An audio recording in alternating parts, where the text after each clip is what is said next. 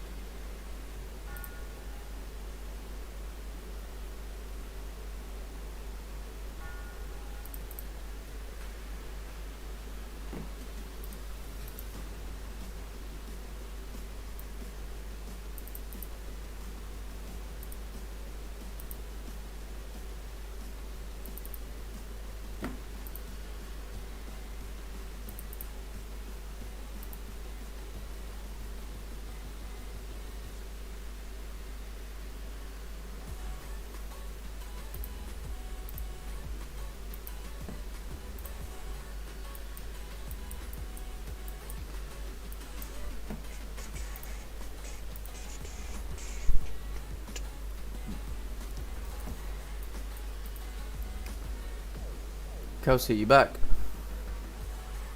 Yeah, got back a second ago. Oh, right, fair enough. Yeah. Right, we'll wait a few more minutes, see if we get a few more people to join, and then we can start making a start looking at what we're looking at here for today.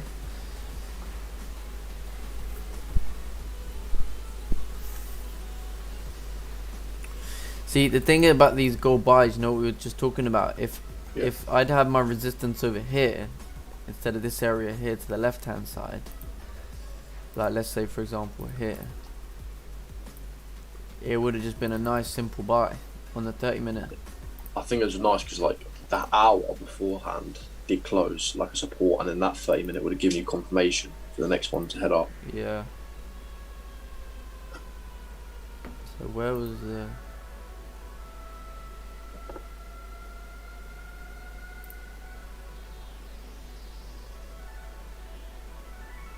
Right, so that candle there was the close of the 30-minute here.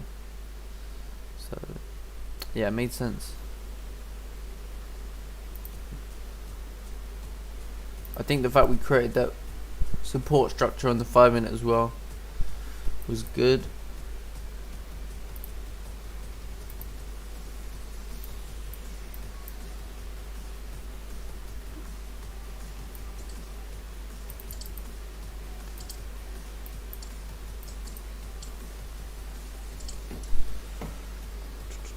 Good morning, good morning. How's everyone doing?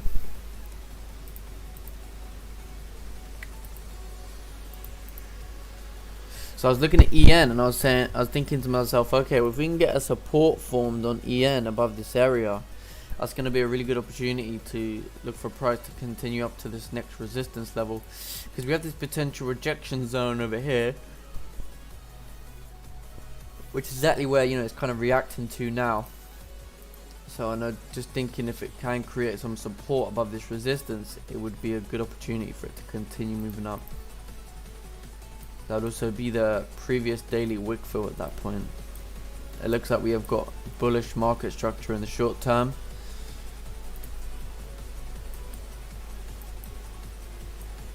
So yeah, I know since we're obviously in a big consolidation on the 4 hour, but if you look on the 4 hour time frame, yeah, this is an area as well. So if we create some support, I think that would make a lot of sense. We have this zone here to the left hand side where we're obviously reacting to right now. We can see we have this clean move coming up to resistance on the 4 hour. Obviously if you go on the smaller time frames, you can see that. You can see we had a 4 hour resistance over here. We've broken above that high currently after respecting this lower end of support, which is good. So I think if we do get a smaller time frame support above that level, then we can continue up on EN to this target area. Something I'm looking for, but we'll see what happens. Even the 1 hour candles closed above that area. 30-minute candle also closed above. So this is a potential rejection area right over here. I'm gonna say GJ looking like it might come back in the range. Oh, nice. 15-minute candle's about to close. We could also get a resistance forming here too, which is, if we get a resistance, then I think we can have a short-term play down to around 700. Right, 15-minute candle closed bullish, but it closed with no wick to the top.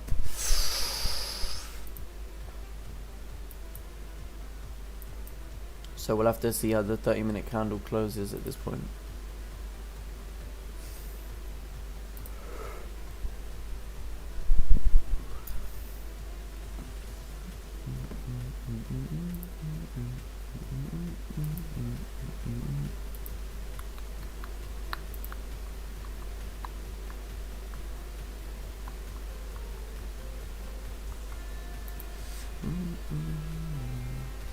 How's everyone doing today? What's everyone looking at?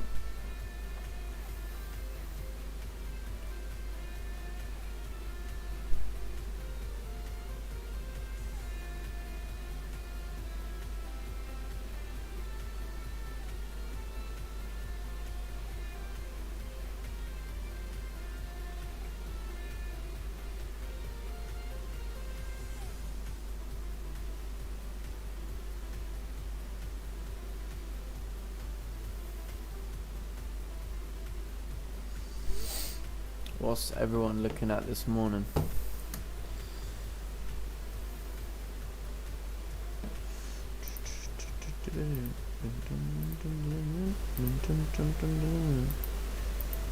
Yeah, I'd rather wait for a buying opportunity, and I still feel like even if we miss any move up to resistance or anything like that, then we're gonna wait for some support above 141, 151, 200.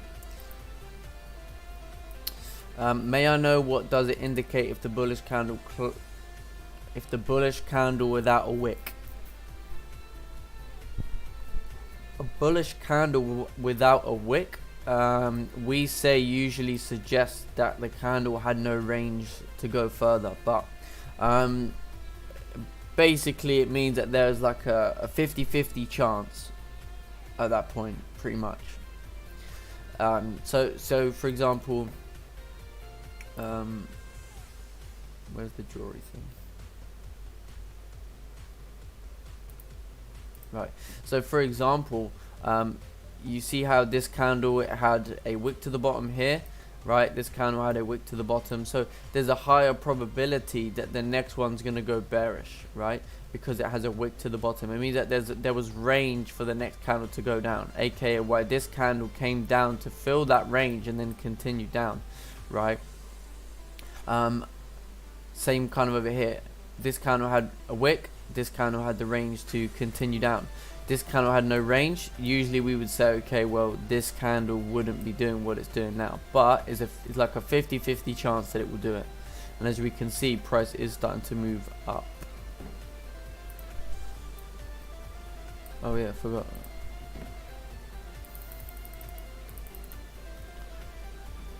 Right, is that the 30-minute candle close? Oh no. It just stopped for a second. So yeah, if this candle closes bullish, then the issue I have with that is then it doesn't leave us enough range to take a buy because we have resistance right over here, right? So I think if we do close back in the range like this, we would need to wait for a support to form above this area for price to continue moving up.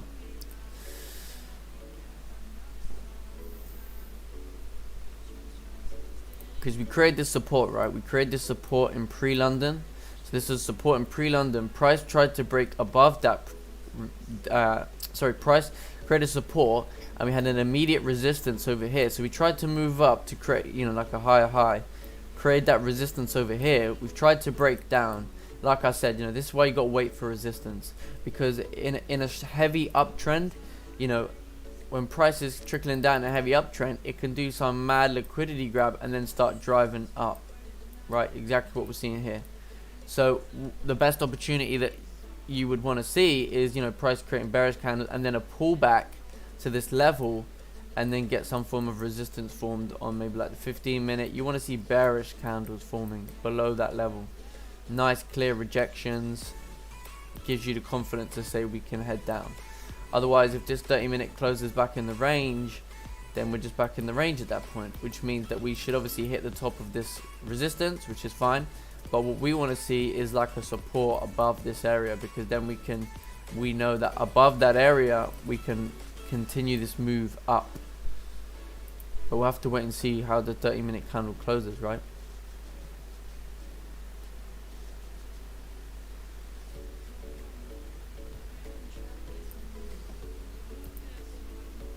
Because we also don't know if this 15-minute candle closes bearish, yeah, maybe the 30 minutes closing bullish, but then we do have a resistance formed below this level, and that would suggest that we're respecting this level as a potential resistance, and that this would be a rejection wick, right? And then these lows, these become targets for price to start coming down if we can create that. But in all honesty, I'd rather look for some support to form over here to take a buy. That's what I'd rather do. So I just have to wait and see what happens.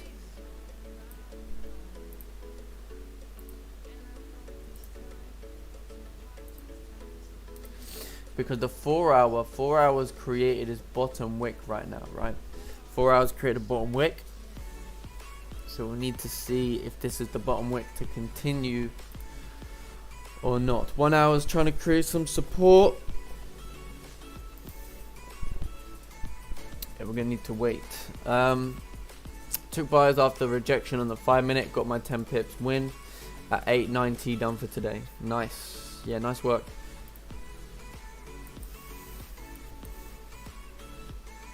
It's pretty good. Pretty good.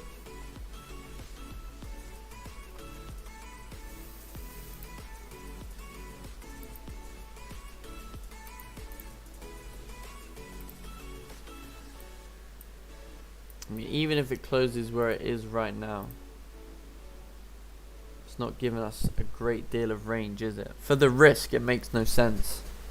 Because for the risk perspective, it's a 17 pip risk, probably minimum, and then your reward is 10 with spread. So I don't think it makes sense at that point. I think I'm gonna wait for buys above 151, 200 personally.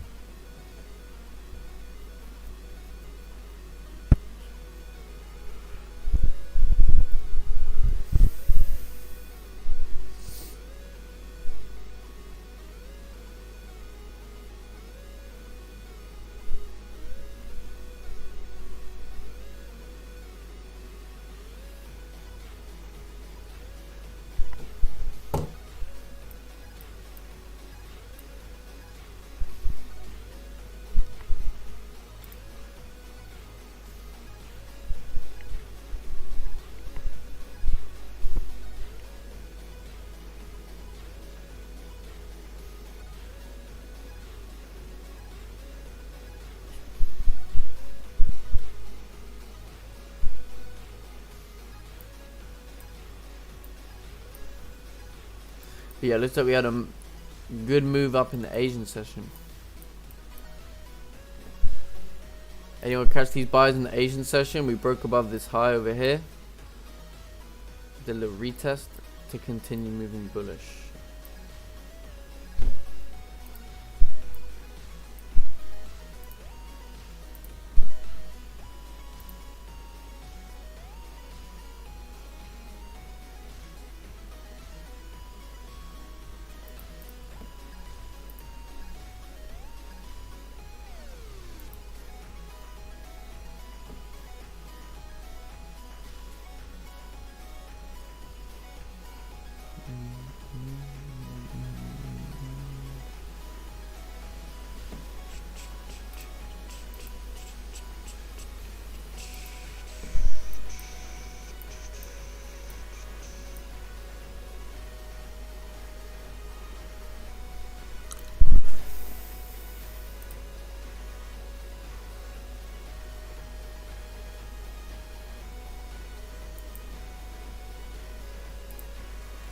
We got no Salim this morning.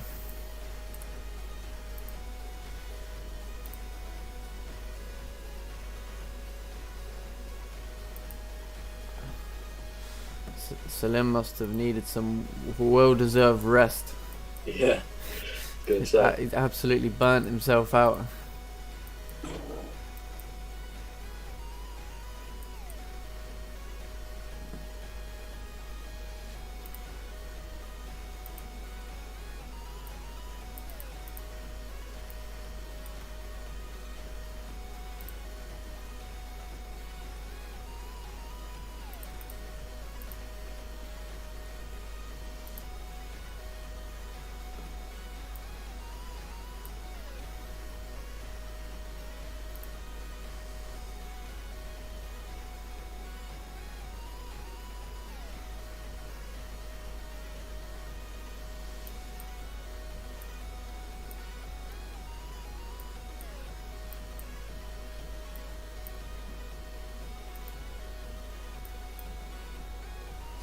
Yeah, so with gold, obviously before the stream there was this initial move up to resistance on the 30-minute time frame. There was this break above this resistance over here. So we had a 30-minute candle closing above this area. Now when I was looking left, we had this kind of previous zone over here, right?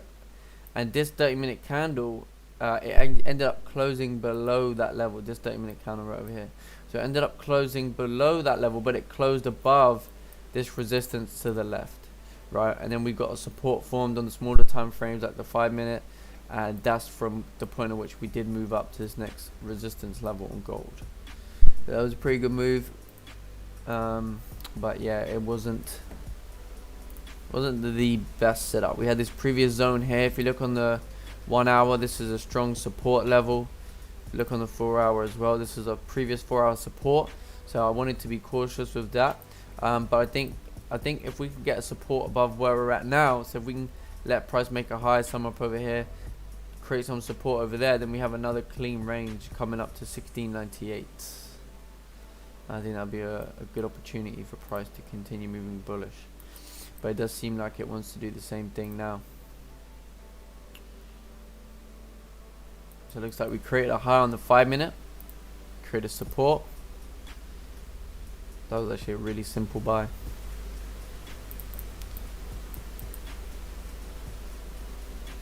GJ's already hit the top of that range. Has it? Pretty much. Yeah.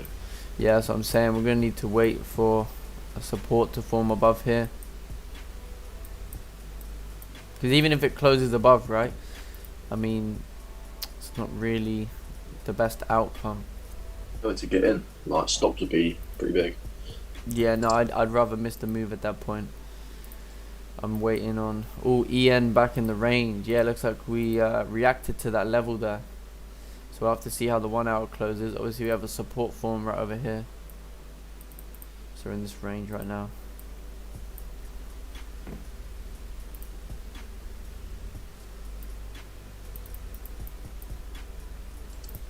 Pound yen, yeah, you're right. It's right to that resistance. There's no buys at this point, based on the structure. The only thing that we, probably wait to see how the 1 hour candle closes, right? Because if the 30-minute candle's closing at resistance, then we can't take a buy because we're at resistance. And then you look at the 1 hour and it's like, okay, well, the 1 hour hasn't closed yet. If it can close above that resistance, then we can see the next 1 hour candle, which will give us an opportunity for this next 30-minute to do something, you know, to go somewhere.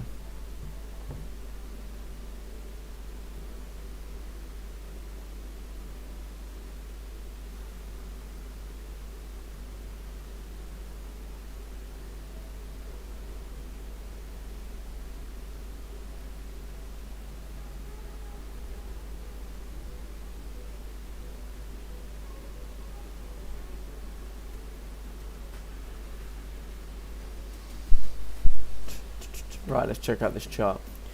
My trade this morning, 10 pips out of it. Nice. Good work, good work.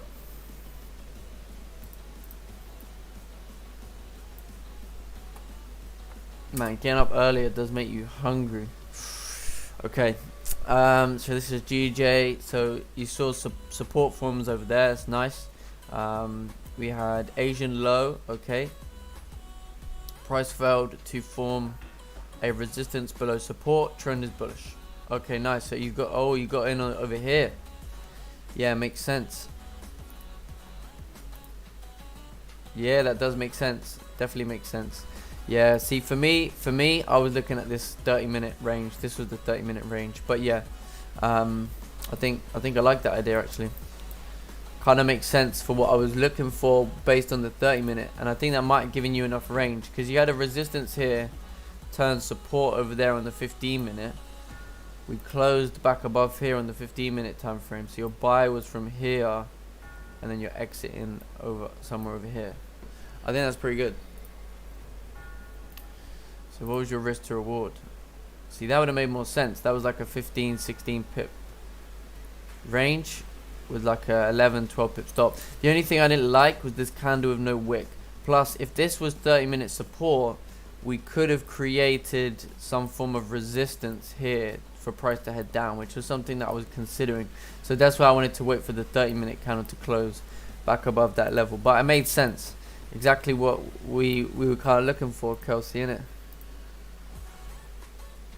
Yeah, pretty much. It was just not the 15-minute. It was on a 15-minute range perspective, which would have made sense. But then it's like you got to look at the higher time frame levels, and this was the 30-minute support right over here, which is why I was cautious of this level.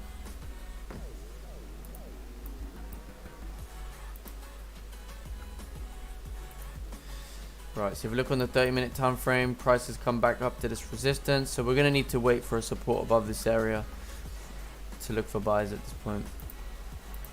4 hours open, 1 hour still open, 30 minutes still open.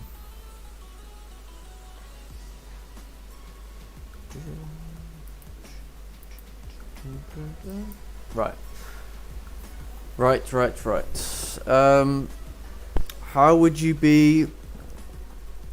Ooh, sorry, it's had a stretch. How would you be planning to take gold buys? If I was looking for gold buys, I mean, the 30-minute candle clearly closed above over here. So, I mean, there's that opportunity for it to push. But, I mean, you know, if you want my complete honesty, I think I'd rather wait to see a support formed over here. That's what I'd rather wait. So if I was looking for a gold buy, I would let this candle, you know, push up, make a high. And then there's going to be a retracement, right? We've got these wick rejections to the left. You know, it's maybe going to come up into these wick rejections. But then what you want to see is you want to see some form of pullback, right? Back to this level. And then wait for some support to form. And then look for a buy for price to continue. You know, yes, if you do that, you may miss this move up. But that's perfectly fine. Because, you know, if you're buying here and then you just see a big bearish candle do that, you're going to feel pretty stupid. That's why you got to wait for support, because we've already had this move up, right? We've already had this move up, so you have to wait for support at this point.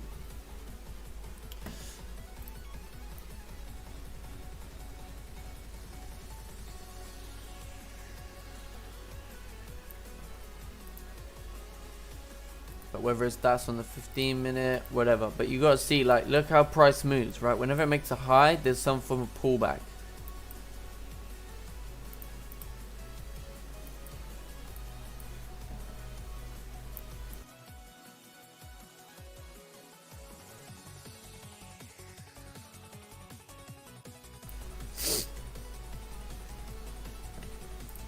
So yeah, that's what I'm looking for on gold. Some form of support to form.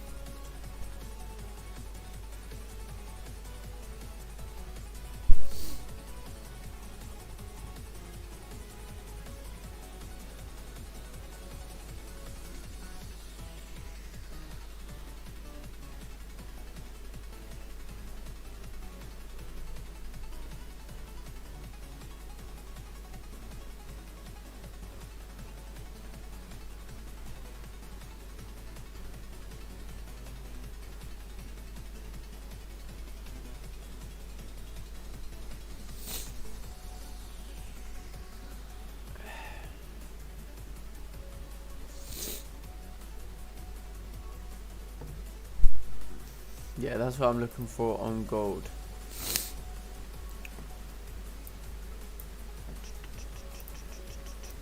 Yeah, see, it's the same sort of thing with pound yen. You know, like we're retracing back to this area. I want to see us above this 151 200 level.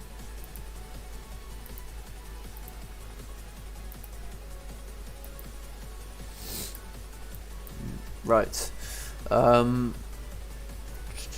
Why do you look at Euro NZD as your second pair, and how does it move compared to GJ?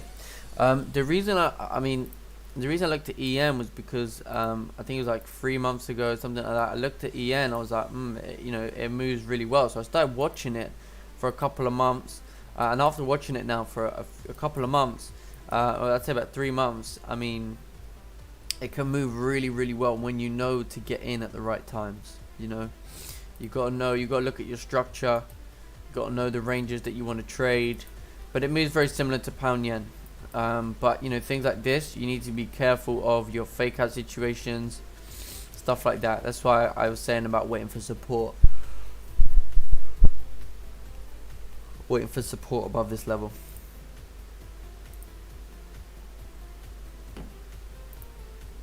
But yeah, it's a good pair, but again, you know, it's up to the individual what they look at. Man, GJ makes little sense right now, because now this becomes our range, right? Now this becomes a range because we have a support formed over here.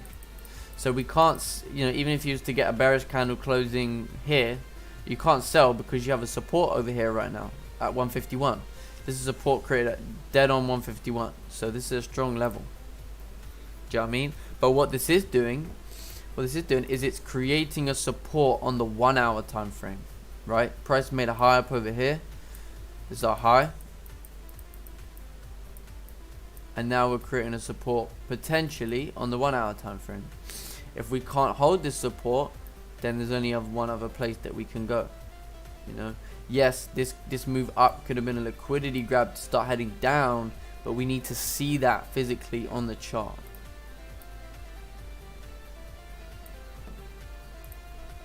We want to see that.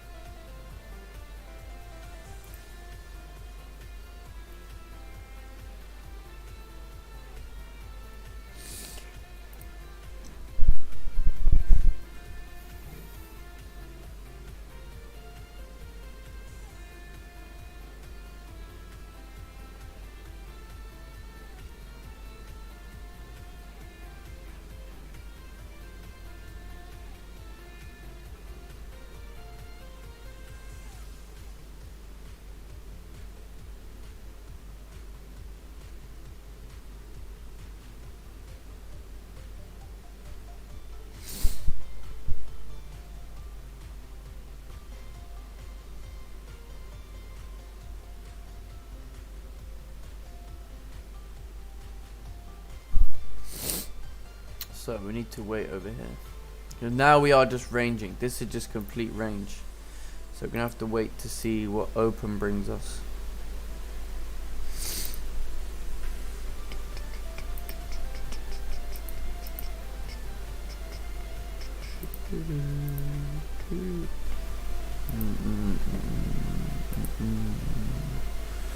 But yeah, gold may just continue running, but that's perfectly fine. You have to be willing to miss it. You know, like, look at the structure, right? You know, if you want to get in gold buys, like, you know, it should have been somewhere over here, should be down over here. You know, not at these high points. You buy here, you get caught in the pullback.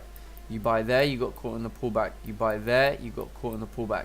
So what's the difference here? You know, this is the high. So again, do you want to be buying here and then have that risk of having that pullback again, or do you want to wait for that support to form and then take your buy, keeping it safer? You know, this may well run up, that's fine, but again, you want to be buying at these support levels, you know, even here.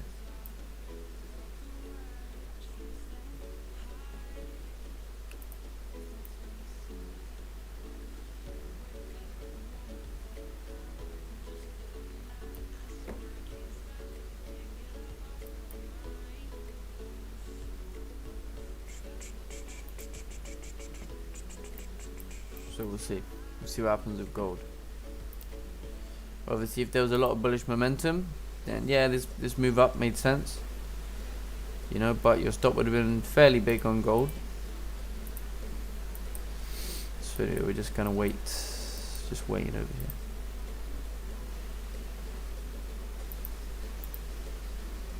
I'm waiting to see how the 1 hour candle closes.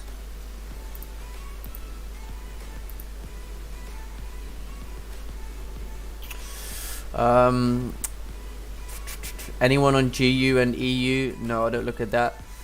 I don't look at them anymore. Looking at UJ, shit man, just missed the move on UJ. Sells, went to make some tea, coming back, boom, market just went down. Yeah, it is what it is, man. I'm afraid.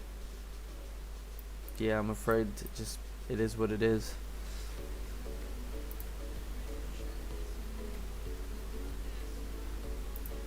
You know, it's how it goes.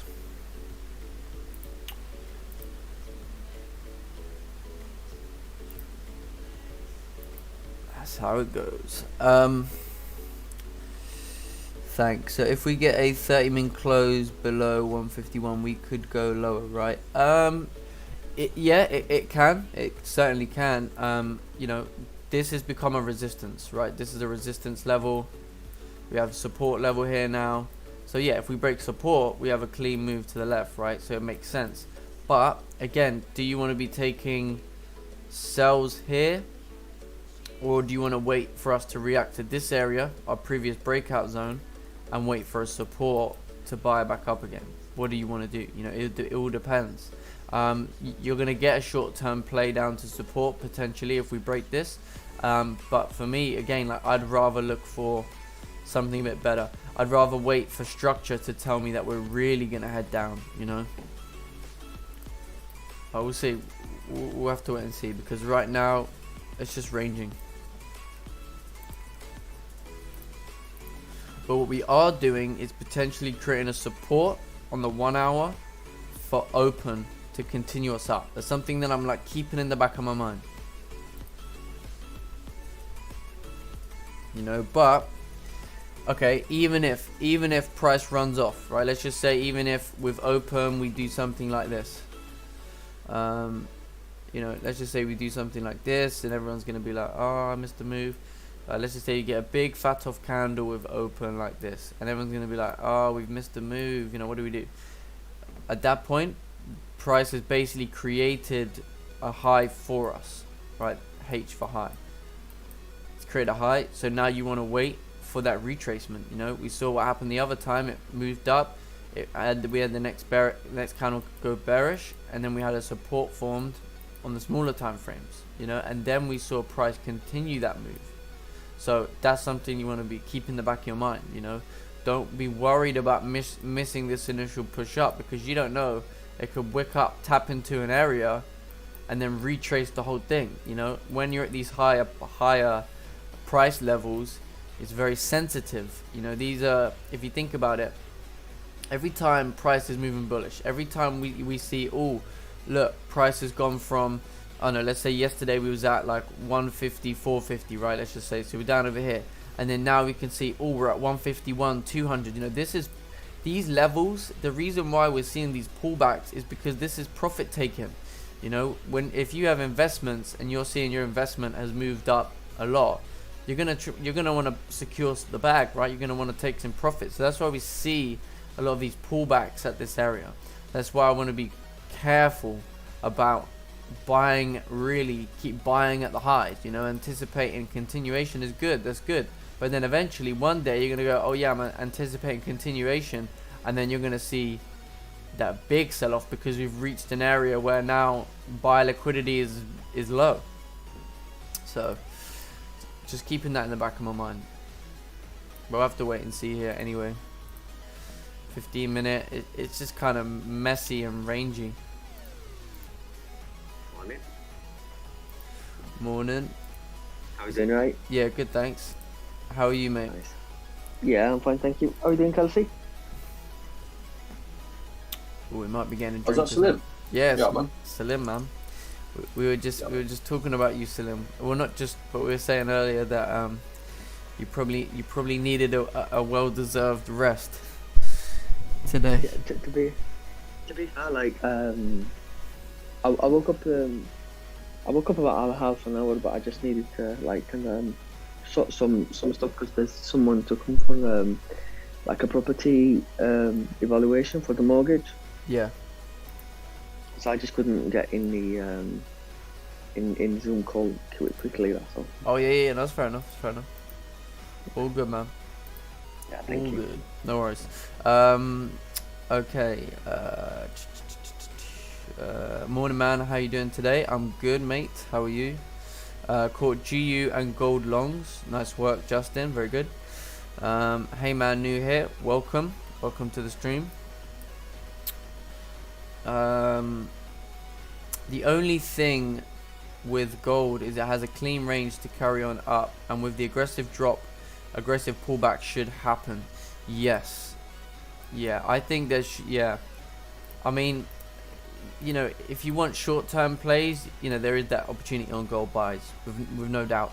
But longer-term plays, you know, again, you know, we'll have to see how the daily sets up, because we've always been retesting these daily points and then rejecting, you know. So it's like, are we going to start to retrace, maybe close weak? It depends. It really depends. We may have a bullish day today and then a further bearish day tomorrow. You know, this could just be a pullback for further downside later on. But on the smaller time frames, yes. I mean, you know, we spoke about this. It's probably going to make a high point. This 30-minute count probably going to make a high. Look on the 15 minutes retracing.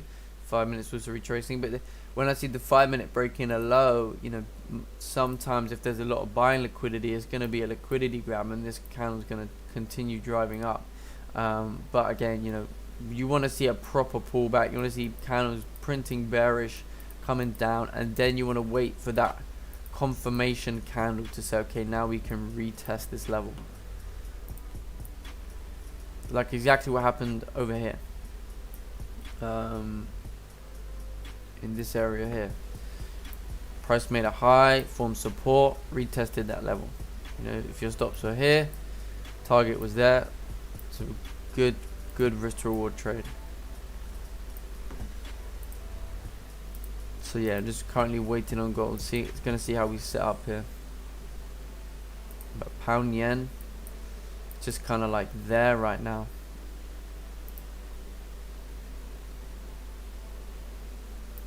I'm not really doing much.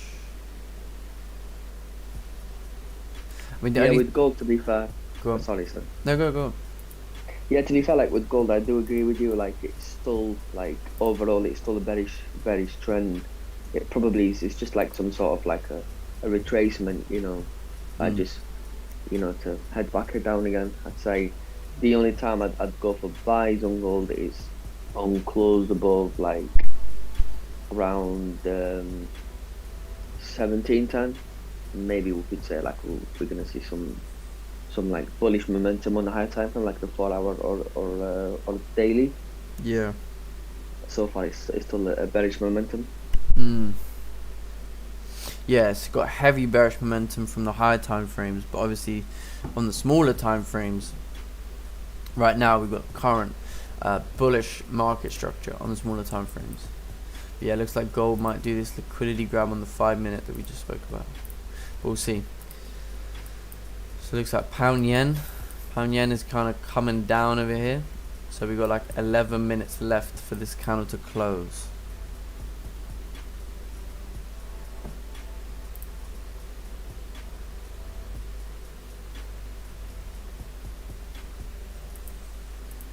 Yeah, I'm going to wait to see how the 1 hour candle closes. 30 minutes. Freddie just asked me what was my trade I did this morning, so I'll just go through it quick if you want. Oh yeah, go for it. So you can draw if you want. Yeah, so this morning it was like, what time was it? Just before 5. I was kind of wanting, ideally, for the 30 minute to close above, like this resistance here, but we didn't quite get it.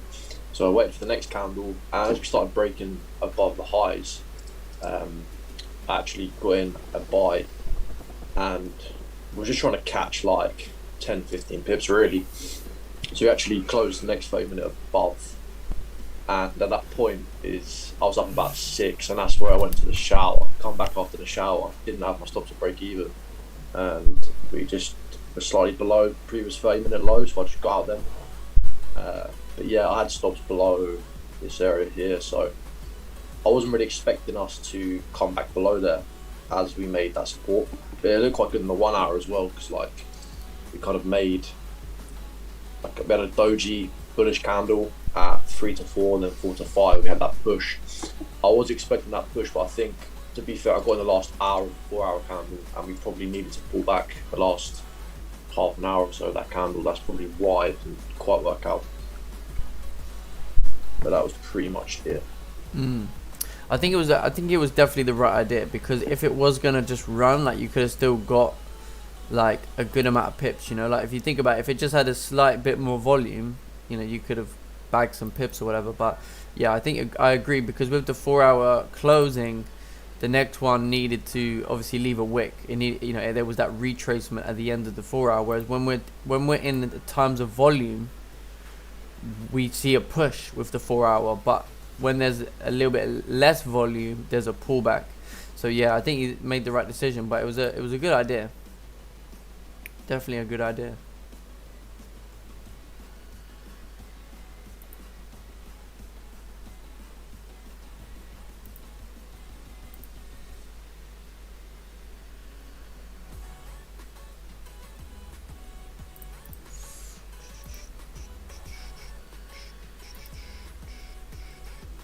What would have been quite nice is like this hour or this half an hour, like yeah, keep on the half an hour. Like, we have obviously this previous level. If we could get, even if it's a bearish close above there, then the 1 hour close is quite strong. That could be the start of the move for London, but at the same time, we're still in that range, so we've got to be careful. Yeah, that's why I'm waiting to see how the 1 hour candle closes, and obviously this 30-minute candle as well in 8 minutes time. Because if we're gonna come down, like, I think that we can definitely come down to around 150,700, 156.70, you know, this kind of area vicinity. We do have these clean candles, but at the same time, it's like, you know, we want to be careful not to. The thing I don't like about the sells already is, you know, stops are going to be minimum 23 pips with spread, you know, and it's like, okay, so that's not the best situation.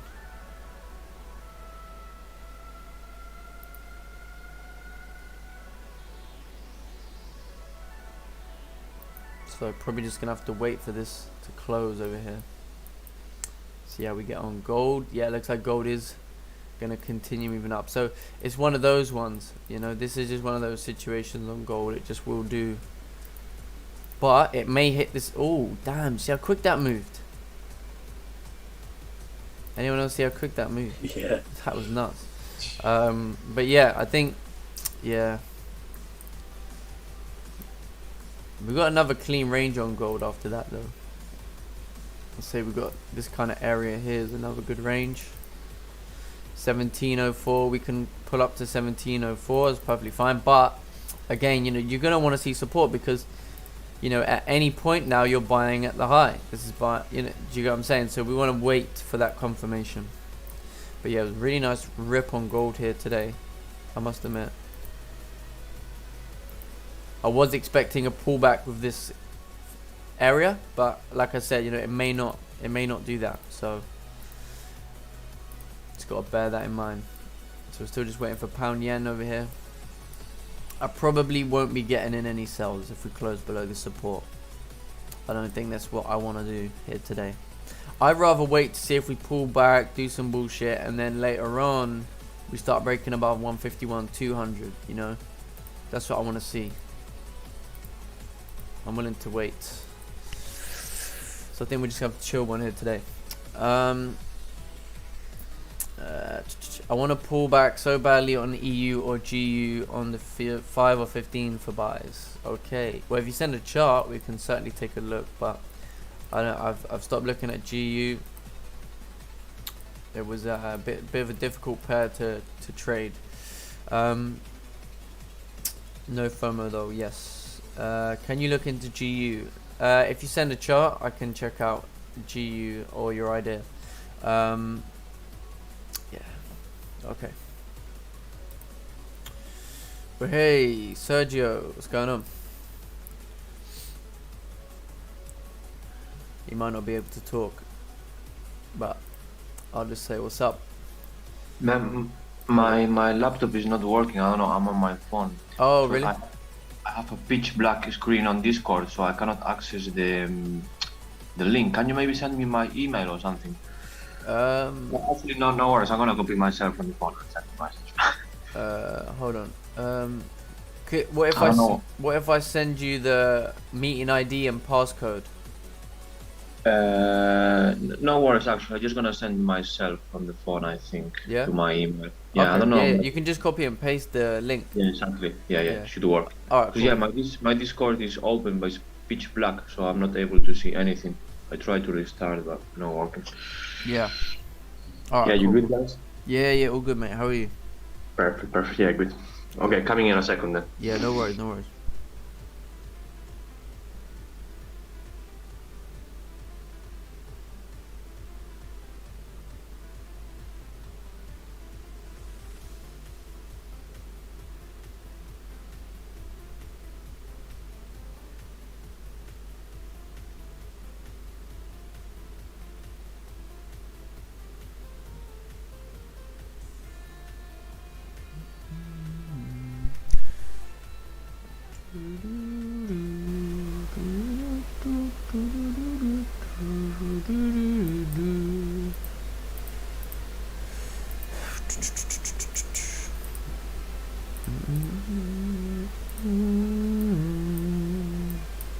Okay.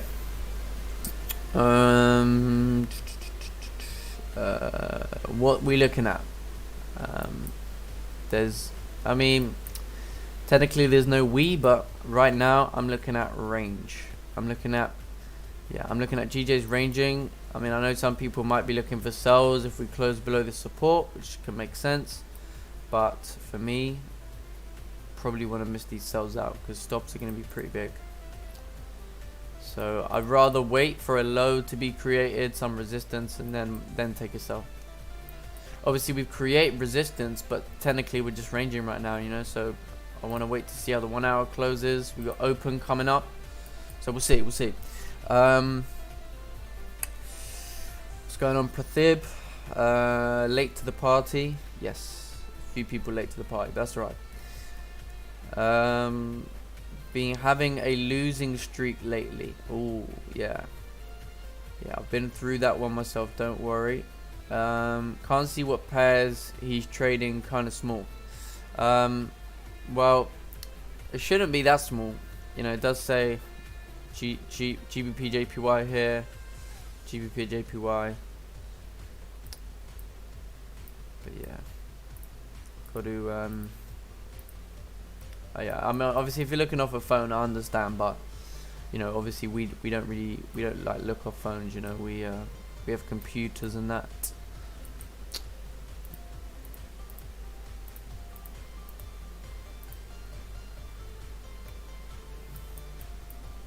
Right. Yeah, I think if you're having a losing streak, Prathib, you know, you gotta be looking at what it is that's potentially going wrong. Are you getting FOMO? Are you taking bad trades? Are you over risking? Are you over trading? You know, obviously, if you want to talk to me privately about it, I'm happy to take a look at you know, whatever trades you want to send me. But I think you need to, you know, potentially if you're having a losing streak, just try and take a little step back. You know, that's what I find really helps a lot. Not many people are willing to do that, but I am. It's something that I'm always willing to do, you know, because trading's a journey, trading's a process. You know, there's no destination, so why rush? You know, just take your time. If something's not working, just take a step back, see what's going wrong. So I think we're just ranging over here, but the 1 hour is closing 2 of a weak candle right now. Not really what we want to see.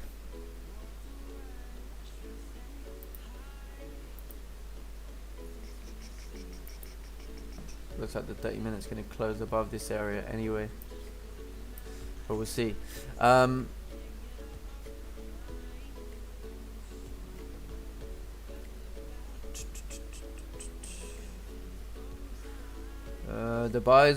The buys are buying today. The buys are buying today. Not sure what that means. So okay, so the 30-minute candle closed above support over here. We got London Open volume. 1 hour candle closed bullish, but it closed like a weak 1 hour candle. It has created support, but it has closed kind of weak. So I know some people will probably be looking for impulse entries as we start breaking down below this low, which would make sense. But yeah, looks like we are dropping down. It's a bit of a weak 15-minute candle closure there as well. But man, I'm staying clear of that. You know, I remember the days, man, I used to get in those type of impulse entries, which it may work. Yeah. You know, look at that. It's already 6 pips. It can go down to 10 very quickly. That's pretty good. But at the same time, you know, it's a very risky maneuver. Sorry, was you gonna say something to them? Yeah, to be fair, like the 1 hour closed like weak bullish candle, and it closed within the range, so it's a bit, like you said, it might still work, but there is still a possibility that, you know, it can retrace all the way. Oh, 100%. Yeah. Plus, if it was an impulse entry, you'd always want to see a top wick first on this candle, and then the breakdown of this area, because you know it can wick right the way down, but I mean, if it then starts to retrace and come back in the range, then the move was incorrect. But obviously, you know, obviously some people will get 10 pips, and that's fine, that's good, you know. But with these impulse entries, I mean, once you start pushing like 8-9 pips, I'm thinking, you know, get stop so break even, man.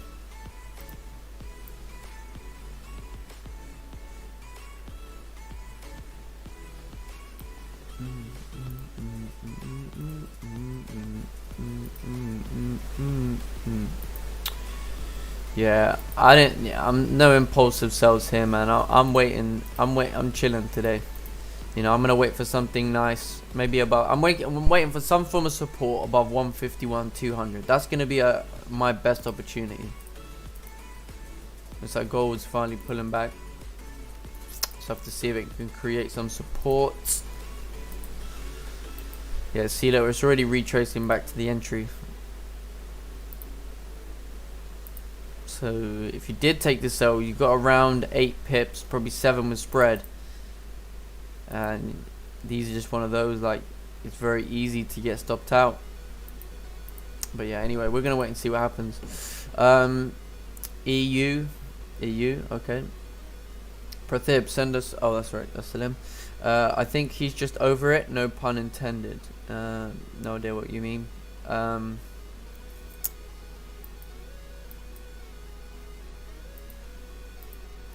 No idea. GJ coming down. Yes and no.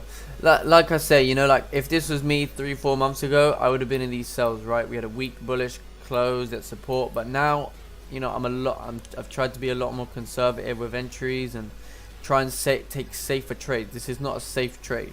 This is an aggressive trade, because your stop would need to be over here, right? So you're anticipating basically, right? Think how risky this sell was for a sec, right?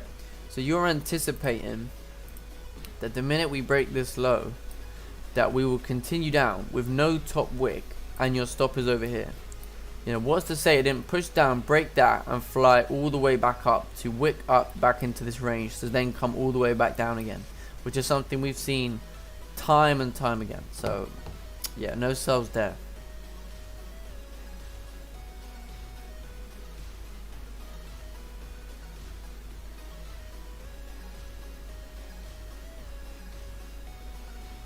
To be fair, like looking at it, like valid sells, I'd say, if we have the 30-minute or maybe even the 15-minute, the first 15-minute of this 30-minute candle, if it closes bearish, then if we just create like a top wick on the next one, respect the previous high, I'd say then it could be possibly a good sell. possibly, because then you've got like a small stop loss. Yeah. Yeah, what for a sell, right? What I want to see is I want to see this candle create a bit of a top wick, right? So that we know that we are leaving this area, right? Plus, we have this previous zone here to the left, which I presume we would do some form of retest of, because this was a previous support from the London.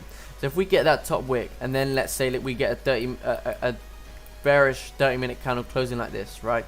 Now we can start to say, okay, well, we've created resistance over here. We're breaking down below this support level. We have candles closing below. Smaller time frames are creating resistances over here. And now I can anticipate further downside. That's something I want to look for. But this situation right now, no, don't like it.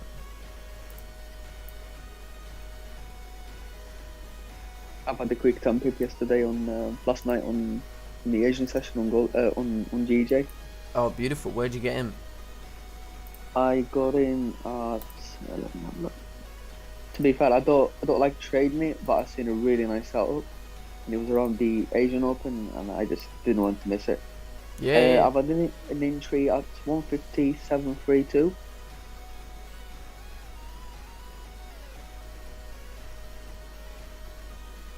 Oh, nice. Yeah, over there. Yeah.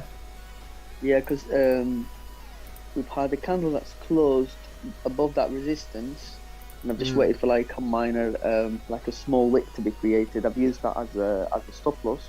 Yeah. On the current 15-minute candle, and I got out like around 10 pips. Yeah. And literally that's just nice. got to 10 pips, and it just retraced all the way. So I'm happy I just got out on that. Yeah, that was nice. I mean, the move happened after that as well. You know, like it pulled back and then it continued. So even if, let's say, for example, so like if that was me, where I would like to have got in was probably somewhere over here, right? Got in over here on the 30-minute closing above, stops below this area here, and I know this kind of wick down, but let's say I wanted to hold that trade. Let's say I did want to hold that trade, then basically, you know, you never would have got stopped out, and it would have continued running to wherever your target price level was. But effectively, like even just getting in here, stops below, the next candle then pushed up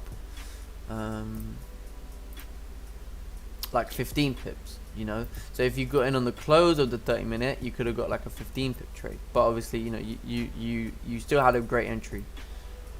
Yeah, you know, the only issue is, like, I was thinking about to get while the bottom wick was created, you know, while the but the only problem is sometimes the Asian session does have a lot of fake outs. I want to have like the extra confirmation to wait for the break of the high of the previous candle, just to, you know, be sure that is actually tradable. Yeah, I hear that one. And GJ lately has been really good on the Asian session. I mean, I tried to make my analysis, and I'm thinking it doesn't even give me a chance to finish them, you know, like. Yeah. It moves pretty quick. Yeah. Yeah, man. I mean,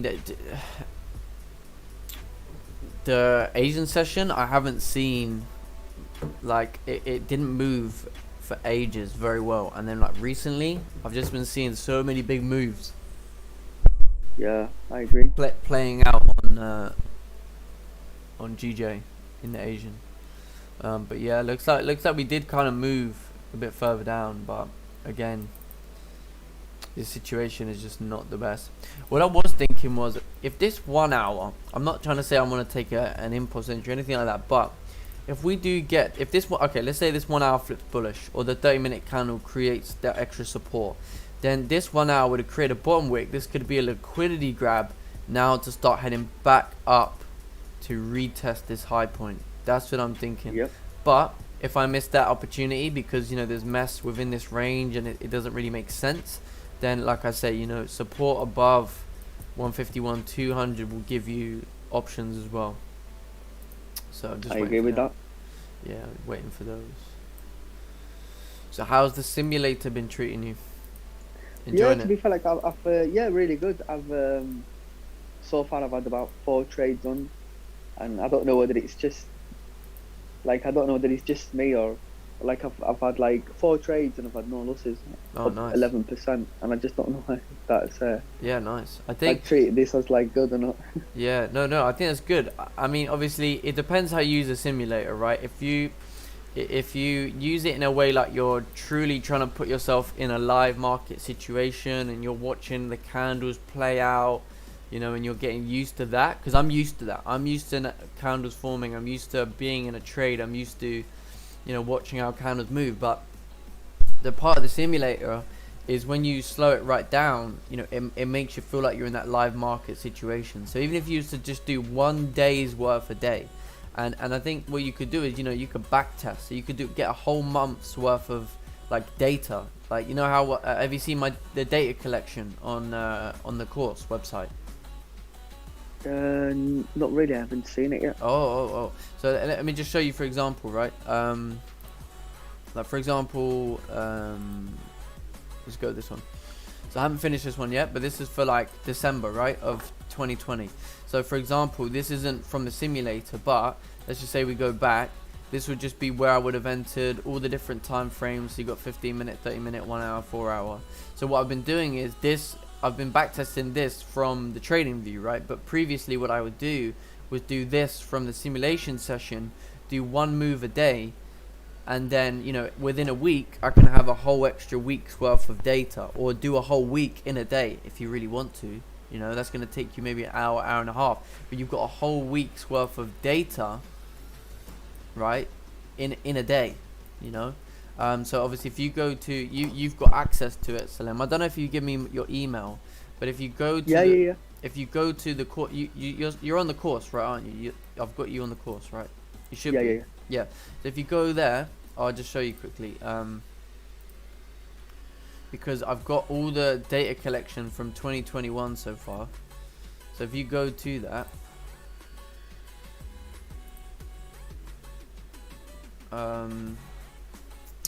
sorry, I don't mean to get this all up on the course, but I just want to show you, because this section, like, I don't even know if anyone's really used it, but it's just, I think it's probably one of the best sections that you can have. So if we just go to preview real quick, if you go down to the bottom section, you're going to see the data collection section. So I'm starting doing data collection for 2020. So I'm going back through 2020, back testing, you know, seeing where I could have entered in the move. So I've got that data to back up where I want to be entering in the market. But as you can see, we've got all the data collected all the way from January, basically the start of this year. So if we just go like the first week of Jan real quick, this is what it comes up with on your page, and you can go through the whole lot of this. So for example, and this is what you get, right, when so let's say, what day is that, Monday. So we say where we would have taken the sales, why the sales would have been taken, Asian support, all this information. But you're going through and you're back testing where you would have entered. You know, obviously this trader actually did take, but that type of way thinking, you know, and then that's where you're gonna like go back and refer to previous examples and see if it was something that you could have, like, if you've seen that move before, you know. So I think I definitely recommend do something like that. But yeah, there you go. Yeah, thank you. Thanks, Harrison. Yeah, no worries, mate. I just think that's probably one of the most beneficial things I've ever done for myself. Honestly, I would recommend that highly. Right, so we got... Yeah, to be fair, like the simulation, I've been treating it like a real account. I've only opened 500 on it. I only use like a 0.10 lot, just to make it, you know, feel as realistic. Because then obviously when you get to use them kind of sizes in the market, you feel much comfortable with the drawdown, and you know, you feel normal, and there's like no FOMO and everything. Yeah. I've been taking it really seriously. Like I've only took 2 trades on the Friday night, and I've took 2 on the Saturday. I think I'm just gonna keep it like only on Friday and Saturday, just to keep it more real, and actually for practicing purposes, not to just go and like randomly just place trades, just to actually backtest. Yeah, that's a good idea, man. I like it. Thank you, I appreciate that. Thank you. No worries, mate. No worries. All right, let's get a couple questions answered here. I think it's on a psychological level 151. Yes, we are at a psychological level. That's why I think we are rejecting this area. which you can see, you know, this is why these impulse entries, man. I mean, I don't regret like taking them, but I think I've learned a lot about them and when's the correct time. Like, this is a counter trend impulse entry, you know, like it makes no sense. If it was an impulse entry for buys, that would make more sense because of the structure. But yeah.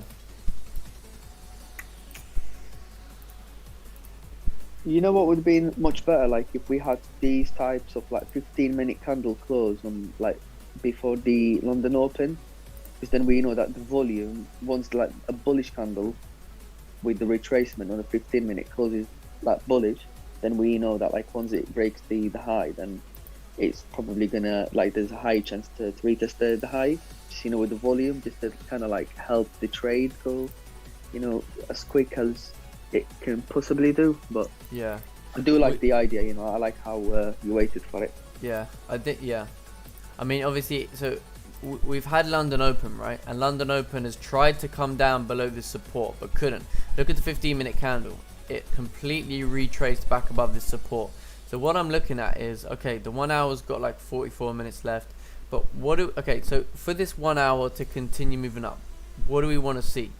Well, we would probably want to see a support forming again on the smaller time frames back above this level to say, okay, we can start heading up to fill this wick and then potentially continue on, and that this is a liquidity grab. How would we get that confirmation? Now I'm going to start looking on the smaller time frame. So let's look on the 30-minute. Now obviously if we get this 30-minute candle closing bullish, that may give us that indication, but then are we just ranging at that point? So what also would we potentially need? I would say that if we can get a fairly strong 15-minute candle closure here, we could anticipate that, you know, with the next however much of the 1 hour, that we would continue this move up, back up to resistance, which is like a 13 pip range, if we can get something within this vicinity here. If not, if I don't like that idea, then I'll be waiting for buys above this area. But that's something that I'm like kind of looking at right now based on the 1 hour. Unless obviously we start to close below, then that makes no sense. But just based on how we're setting up now, it looks like we're starting to reject this lower end. Whenever you see a candle, right, do stuff like this, so it makes a low, next one breaks that low and then goes bullish, liquidity grab. Same thing happened here, but different kind of situation. Broke the low, but it still respected this area. So all these candles are respecting this liquidity zone, you know. So I mean, a better impulse entry, I'm not going to say to take it, but a better impulse entry would be, as price starts to break above these highs on the 15-minute, to head back up to this area. That's a better impulse entry because you're seeing rejections at the lower end of the range, you're seeing the liquidity being generated, but that's still riskier, right? It's an impulse entry, but that's better than taking an impulse entry over here when we're clearly seeing rejections here literally just half an hour ago. So it makes no sense until we get a candle closing below that level to even consider a sell. Why? Because if we do this, everything here is rejection. Why are we gonna sell on one wick, breaking another low? It makes no sense. Yeah. Also, have a look on the 5-minute time frame and look how the last two support, how they've respected the 159.35 on the left as well. A candle from 2:30 in the morning. Yeah. Can you yeah, see like how it rejected that area?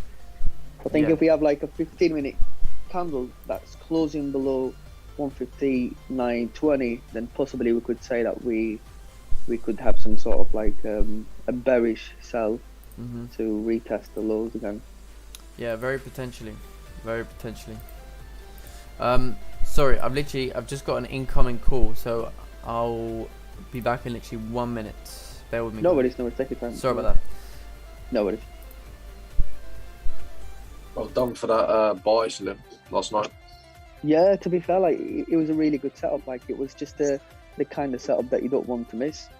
I was just doing my charts and I've had it planned, like, as you know, as if like to take a trade if it goes above 150-700, and I seen how the 30-minute was closing above the resistance, and I thought, Asian session lately has been really, it's been a blessing really, and it's been giving really good moves. So I thought I might as well just wait, because the 30-minute was going to have like a long stop loss. I thought if it creates a minor wick on the Asian Open, then I could, if it breaks the high, the previous day 30-minute high, then I could use that 15-minute wick as a stop loss to kind of like catch 10 pips.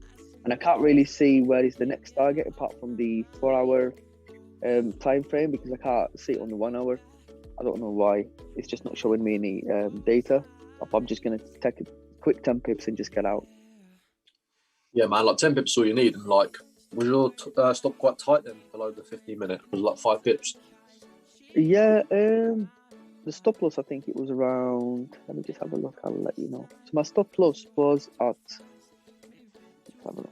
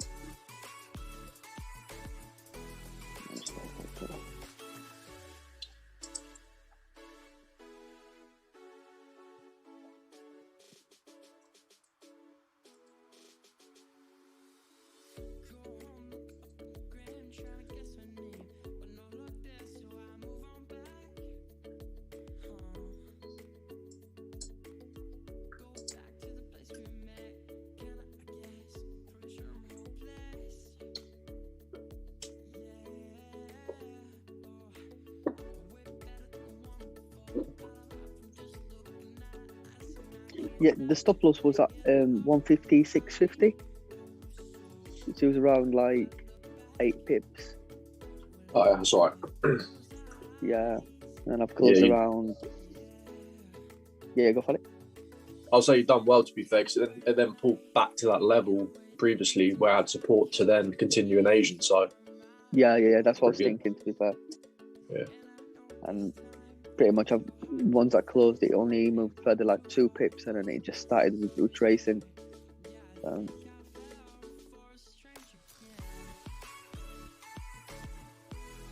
Yeah, I'm not sure what GJ is going to do. Like, it's made a 1 hour top wick now, which could be the top wick if we're going to head down, or it's going to flip. See, if this 30-minute closes below, I think that could be your chance for some sales. Yeah, to be fair, like good sells, it'd be nice to see 15-minute closing below 150, 930. We've had I think probably this price action, probably it rejected the minor support on the 5-minute from 240 AM. Yeah. Oh yeah. I think just reacting of it. If you look on the 5-minute.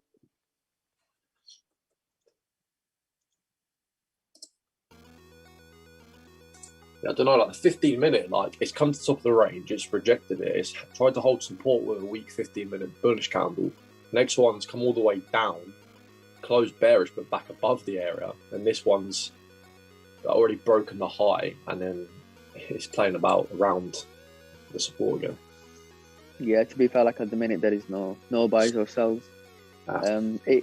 If the previous 15-minute candle, if it closed bullish, with that massive rejection, then we'd say that would be like a liquidity gun. But because it closed bearish and it's still not doing anything, I'd say the best thing to do is just to wait for this 30-minute candle to close, and then it kind of give you a better idea to see where the price can be heading. But it looks like it could possibly start to range a little bit on the 15-minute time frame. Yeah, I think we got to be careful because it could look, if the 30-minute can hold this level, you might be thinking there could be a chance on buys if it closes bullish. But I'm a little bit wary about just this level now. If we can still respect this, we can maybe see us maybe pull back to here and then continue down. But obviously, we are still in a big uptrend, so until we start breaking below, I don't think that's going to happen. Yeah, true.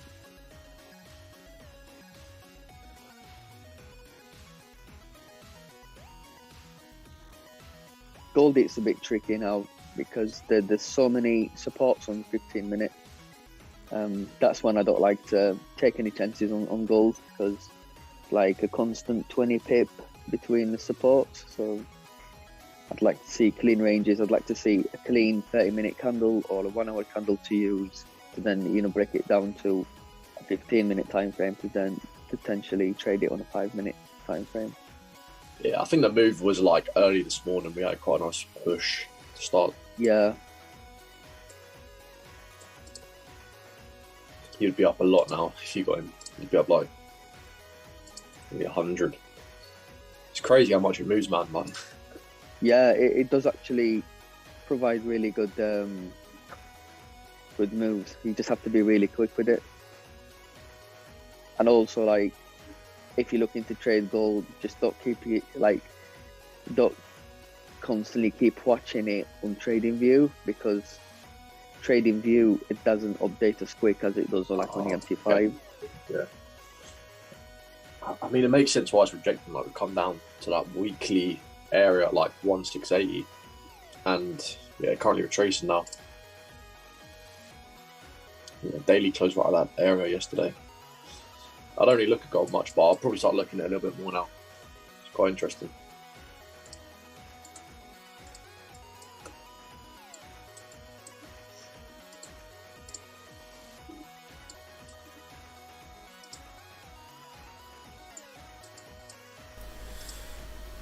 Right, sorry about that, guys. Right, what's going on? Oh, looks like we could be coming to this potential idea over here, but it's this 30-minute candle that looks shit.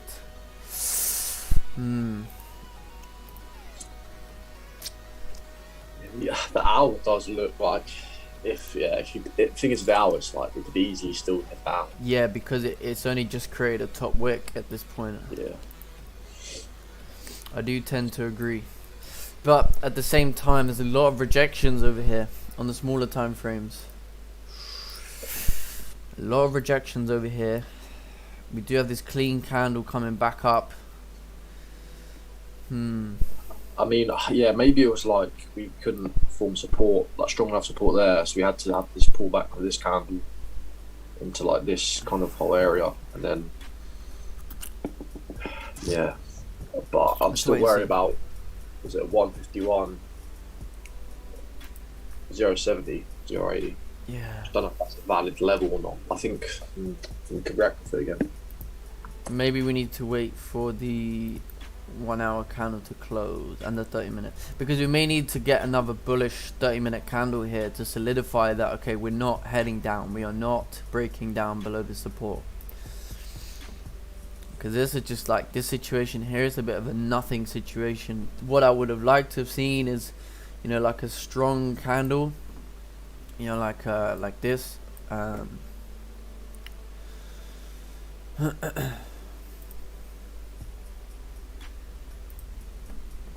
like this, you know, like similar wick situation, and then you can have the next one to continue back up, right? But the problem we have is the 30-minute looks like it's closing weak. Yeah, like you said, if you get the next 30-minute closing bullish, then the hour should. It does look like a bit of like a lack of volume, really, because the last 3 candles, they do look small body candles on the 15-minute with huge rejections. I think if we get like, I'd say if we get a close, personally, if I see a 15-minute closing above 151.040, then obviously we close above the previous 2 15-minute candles, then I'd say on the next one it could be a nice sell, a buy, sorry. Yeah. Then you could use the stop loss of the current 15-minute candle, if that makes sense. We need to have like a small wick. Yeah, it's pushing now. You might get that 15-minute. We need like a top wick a bit. Just. I'm really not sure. Yeah, if you're not sure, then wait wait for a support above 151 200, but I have to admit I'm liking it. But let's just kind of look at the range here. So range is going to be around 15 pips, but we're talking about now your risk is at least, it just doesn't really make sense, does it? Because now the risk is like 18 pips. I mean, the only way you could reduce the risk is by having it below the 15-minute candle. Okay, so the 15-minute candle is closed bullish. It's closed above this previous level of support. Let's look on the 30-minute. 30-minute candle also closed bullish. 1 hour candle is also now bullish. But I don't want to put off the idea too much, but it does kind of make sense. It's tricky a bit. The problem we have, the problem we have is the 30-minute candle low is the one that really stop loss needs to be put at in order for, you know, this to make more sense. But then, you know, if we do just run up, then it was like it wouldn't have mattered too much. But I think it could run up. I think it will. At the same time, well, I haven't got in anyway, so this is too late now. Because if it does run, then that's it. I was slow to the beat. But I think from a risk perspective, did I really want to stop just below the 15-minute candle? Because we've already seen how much we've tapped back into this zone. So what's to say we wouldn't do it again to come back up again? I don't know.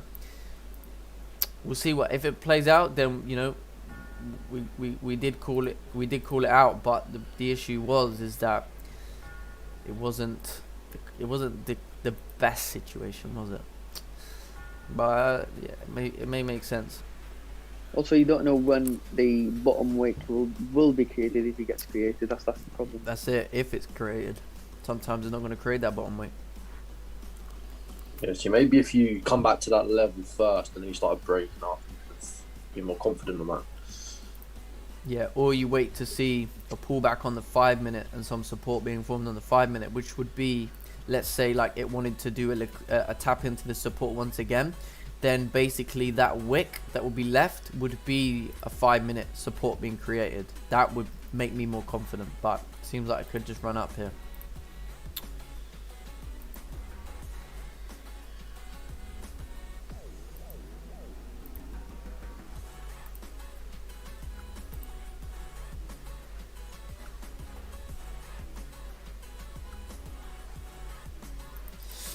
Anyway, okay, let's answer a couple questions just while we've got a few. Was there any news that caused the USD to start to drop, or was it just hitting resistance? What USD? Because gold is bullish right now, which means that USD isn't dropping. It depends what pair you're looking at. I don't know what pair you're looking at or referring to say that USD is dropping. You know, I think when we say, oh, pound is dropping, right, we're referring to pound JPY, right, because this is the only pound pair that we look at. But technically the pound isn't dropping, because if GA is going, let's say, bullish, then that means pound's going up against the Australian dollar, right? So I'm not, but yeah, gold is like the only pair that I really look at, you know, in terms of any USD pair at the moment. So yeah, I see gold is moving up. Okay, I think it hit resistance on the weekly. GU Euro USD spiked like crazy. Oh, you're talking about GU USD? Okay, fair enough. Only thing I saw with Germany announced that exports were higher than expected, but not sure that would affect the USD across the board. Not really, no. That shouldn't affect USD. Not really, no. Where would you put a sell entry? If I wanted a sell, I would want a 30-minute candle to close below this area now, because this has been proven to be a strong support, right? So if we get, I don't know, just say a 30-minute candle closing something like this, that's going to be a good opportunity for them price to head down, next one wick up, do some form of retest, and then we start heading down to fill these wicks. That would make the most sense. That would make the most sense. for a sell entry, because we're rejecting the support now 1, 2, 4 times. Gone 15 minute, 1, 2, 3, 4, 5, 6 times we're rejecting the support. So yeah, that's what I look for a sell. Data Wolf Gene Trading Tough. You love putting just true. He always just comes out with true. But yeah, that's cool. I'm only mucking around.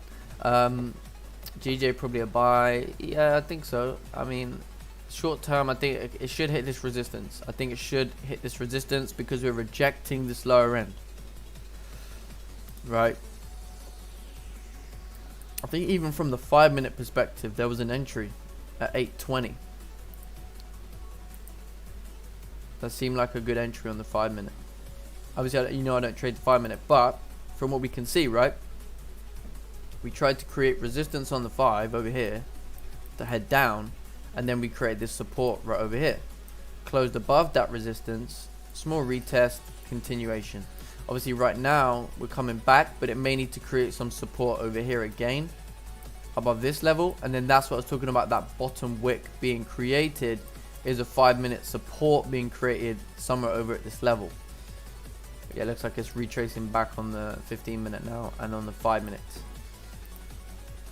I was worried about the level at 0.70. Yeah, maybe this wasn't the best idea. Yeah, maybe I did the right thing staying out. Unless obviously if this is the bottom wick, but at the same time, we never like being 5 pips in profit to 5 pips in drawdown. I've never liked that. But we'll see, because we may still continue down, right? I mean, in terms of structure now, if this does what it's doing here now, then we're closing below this level, which is our original support from the session. But I don't know, we'll have to see. This is all a bit. This 15-minute candle needs to close bullish in order to just think, you know, the bullish trend for this kind of setup, it'll work, because right now it looks like it just created the bottom wick, which is the bottom wick on the 15-minute candle or the 30-minute candle, but it needs to close bullish to make it valid, you know. Yeah. Right, let's get a few more of these questions out of the way. London session open usually causes a bounce or pullback like that, 3 AM. Yep. If GJ drops, it's like a 30 pip drop to support, right? Yes. I think we have around, I'd say you got at least 20 pips to 150, 800 potential rejection area. But if it does continue further down, yeah, I'd be looking at around a 30 pip range down to like 150, 700. Looks like this kind of flipping bullish now. Maybe it did need to create a bit of a bottom wick retest on the 5, but we'll see. If it heads up, that's what happened. Okay. Do you have a group chat? What sort of group chat? We have a private group. We do have a private group, but obviously you have to pay to be in that one. That's how you come on and talk to, like, all these guys talking on the Zoom right now. You know, they've paid for that. They're paid to be here. So we do have a private group, but obviously I don't want to, you know, I never wanted to be one of those guys that just had a private group, you got to pay. So I wanted to give back. I wanted to give free knowledge. But yeah, this is not looking good whatsoever. I'm so glad I stayed out. Super glad. I mean, imagine if you got in on the 15-minute stop loss situation right now. God damn. Where's this even coming from? The only thing I would like, right, let's just say this, right?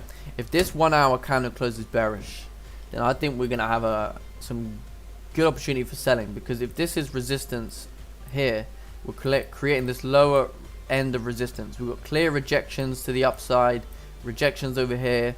Yes, we're seeing rejections on the downside, but again, if we start to see candles closing below these minor supports over here and the 1 hour is closing bearish, I think that's a really good opportunity to see price heading down. But we're gonna need to wait, because I mean it's pretty messy right now. But I think my two options are gonna be buys above 151 200 or potentially sell below this support based on where we're at now, because it's messy as hell. Yeah, if you get a 30-minute close below below support here. You have about like a 15, 16, 17 pip stop, depending on where it closes. Yeah, we'll see. It may not do it for another little while, you know. We may be see this 30-minute, right? It may need to be create this like resistance structure here, back below these pre-London support levels, because this was support, and now if we create a resistance here and a resistance over here, which is what we have, then there's a higher probability we're going to break through this. So we need to see this candle close bearish, preferably below the support, but at worst way, if it closes at, then you're kind of looking at potential impulses, but probably want to look at the smaller time frames to see if we start to create resistance below this kind of like support level. Anyway, USJ. Oh, you're talking about UJ. Okay, fair enough. Yeah, I don't really look at UJ, but if you want to send me a chart, you know, I'm more than happy to check that out for you. If gold is bullish, it means USD is weak. Yes, that is correct. Well, to some extent, yes. It doesn't necessarily mean it's weak, but yeah, it kind of does. Because like the thing you got to understand is like, obviously, if I'm being true to the 100% knowledge, what we're supposed to say is gold is weak in terms of USD is weak in terms of compared to gold, right? But okay, you might see GU is moving bullish, which means that USD is strong against the pound. Do you know what I'm saying? But yeah, I mean, I don't want to overcomplicate it. I'll just leave it at that. But that's just like how I would recognize that. GJ buys, yes. Gold took off. Gold. Yeah, it's at this area now. It may need to create some resistance and do like some proper pullback. Because yes, it's created support. It broke above, but I don't think that's quite strong enough confirmation. I think good sells on gold. It'll be once we have a nice 15-minute bearish candle, because then you can easily retest the low at 1692 based on a 15-minute. The issue I have about that is the current market structure is bullish, right? Yeah. So we can see consolidation, move up, consolidation, move up. So if we get consolidation, what we want to see is a move down, consolidation, and then a further move down. That's going to give us structure. But until we're breaking below, and until we create some consolidation, and then until we start breaking that consolidation, we can't say we're going to head down, because market structure is still bullish on the smaller time frames. Higher time frames, agree with you, but then we don't want to call a top. We don't want to say, okay, short-term market structure is bullish.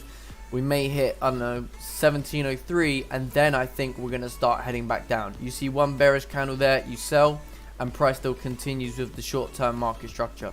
So I'd rather wait to see a resistance created over here, pull back, support, and if we can't hold that support, then I can anticipate some form of correction. I think that's going to be better. But obviously I like your idea, but obviously if you look at the structure, right, it's heavily bullish. So it's going to be difficult to sell here, because then you might get reactions here, you might get reactions here. So you want to wait for some form of structure to say, okay, we're now forming resistance below a consolidation. We have clean traffic to the left. Boom, we should head down. Yeah, 100% I agree. Because looking at the 30-minute structure, there's a constant bullish momentum. Yeah. So we need to get like some sort of like a higher time frame to close in our favor, like a 1 hour or 30 minute. Yeah, exactly, mate. We'll break down gold in a sec. I just want to get a couple of these more questions out of the way, and let's take a look at pound yen, because it looks like it's coming down.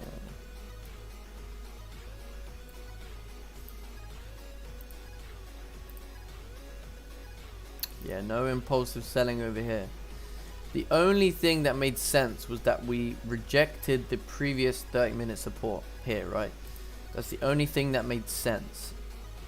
But it's just I don't really like it. I'm waiting for the 30-minute candle to close anyway, because or I want to see a resistance formed on the smaller time frames, like the 15-minute, something over here, to establish that this is no longer a rejection. You know, even if we close here, that's pretty good, but at the same time, what's to say we don't get a candle doing that? Because on the 30-minute, that will be a fake out, right? And that would still be a wick rejection.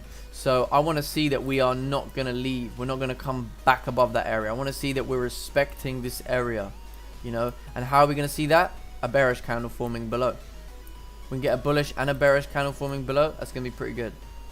But now we do have the first 15-minute candle that's closed below this level. Let's take a look.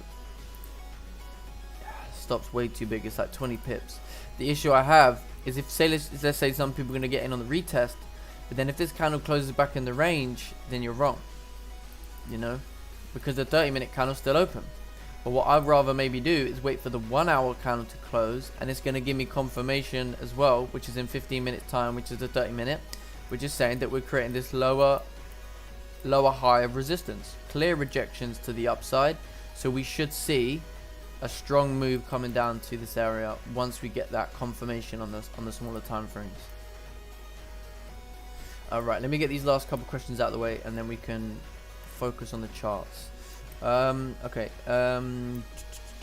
gold took off. Yes, gold moved quite a bit, but I think you're looking on gold. I think since short-term market structure is bullish, you want to wait for support. Otherwise, you want to see some form of what we're just talking about, consolidation, break down below, some structure to say, okay, we're coming down. But we did discuss that. Gold pushing, have to wait for support. Yes. No worries. M Fox Hunter, no worries. Mo Ali, yeah, private. How much does it cost for the private chat? The thing is, I'll get a load of hate if I start talking about prices and, you know, cost, because this is a free stream. So what you want to do is you want to go to the website. It's on the screen there, www.hfxtradinggroup.com. Go to there, go to the mentorship page, and it's going to have all the prices. Right, that's going to be better, because then I don't get accused of trying to sell myself on the stream. Because obviously the paid things are all there just if you want it, you know, but there's no obligation to pay for anything.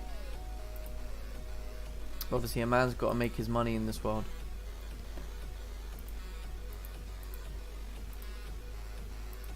But yeah, I mean, yeah, you want to go to the website.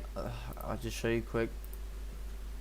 You go to the website, you go to mentorship page over here, and you scroll down, and it's going to tell you all the information you need. So this is why I'm waiting for the 30-minute candle to close over here.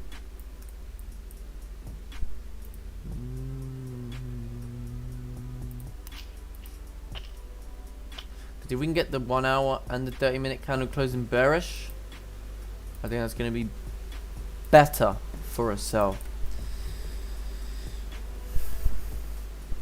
So yeah. YouTube live stream, but my ex.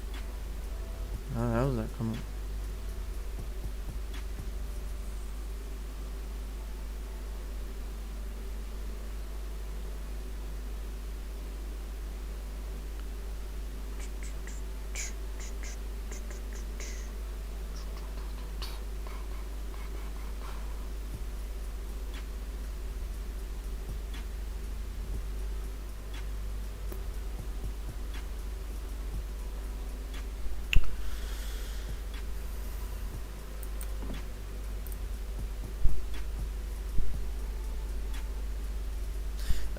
What's the best site to share a chart? So what you want to do is you want to, so if you're using TradingView, which is what most people use, what you want to do is you want to go to the little camera emblem, and then you're going to get this URL, right? You're going to want to go to the right hand side, and there's going to be a code, and where it says /x blah blah blah, you want to copy that and send that into the YouTube chat. So for example, this is someone's chart that they sent me this unique code, and then I can see their chart. So yeah, that's probably the best thing to do. Alright, let's take a look on the 5 minute here, see if we're creating any resistance or anything. Because now we have a 5-minute candle that's actually closed below that support that Salim was talking about on the 5-minute at 159.33. So if we start to see bearish candles forming below that level, that also would make sense.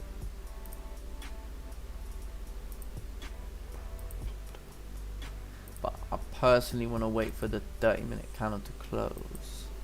So I may miss it. And then if I do, that suggests that the resistance was being created on the 5-minute. Right. So yeah, that's the better option, is to wait for the higher time frame, but we'll see.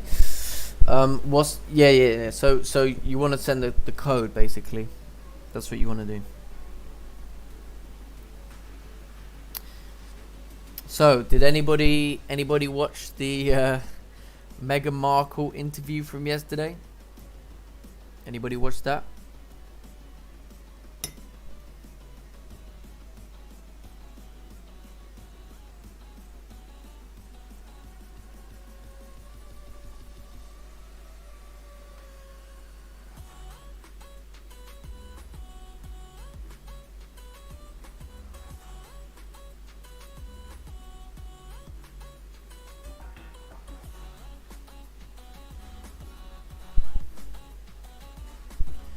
Anybody watch that interview?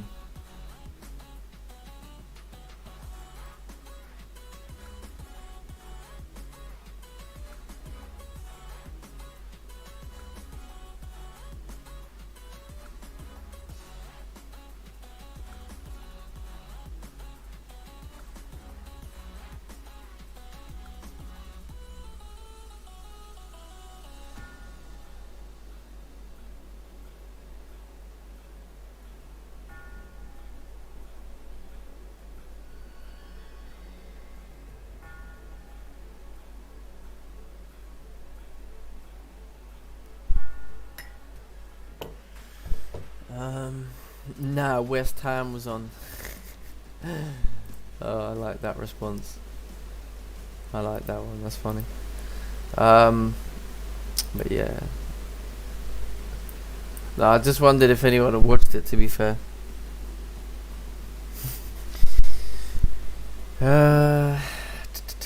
How old are you, if you don't mind me asking? No, I don't mind. I'm 21, turning 22 this year.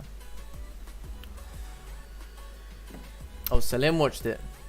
Yeah, it was pretty. I literally watched the first half, but I was wondering if anyone watched it. I mean, there's such a hype about it.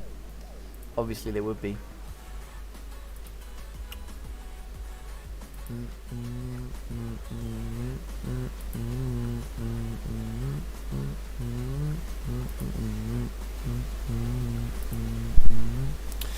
Okay. I have a dumb question. What's a good platform for Apple users for trading?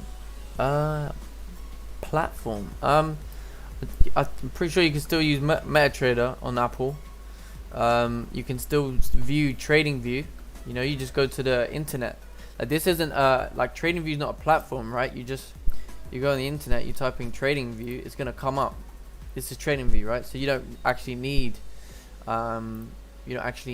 to, what's the word, have a platform or anything, but you can get MetaTrader on your Apple Mac. You can get it on there, so yeah, don't worry about that. And here everyone, is why we wait for the 30-minute candle to close, because if this 15-minute candle closes back in the range, this is goat. This is doo-doo. But we do have to wait to see, right? We want to start seeing bearish candles forming here. Yeah, it'd be nice if we get the last 5-minute closing bearish. Yeah, we may miss it. You know, if the 15-minute flips, then that's it. We missed the move. But there's gonna be another time that someone's gonna get on a sell right over here, and then they're gonna be like, "Oh, damn, I got stopped out because price did a fake out." Well, you didn't wait for the 30-minute candle to close, so what did you expect, mate?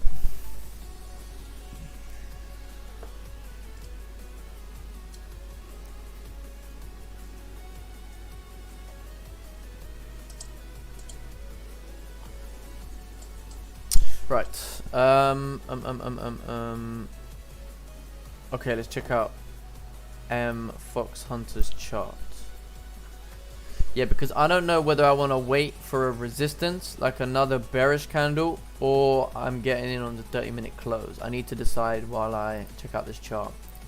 Because it's still counter trend, despite we have a candle closing below, and yes, in the short term it makes sense, but we can still get caught out on a fake out on the 30-minute.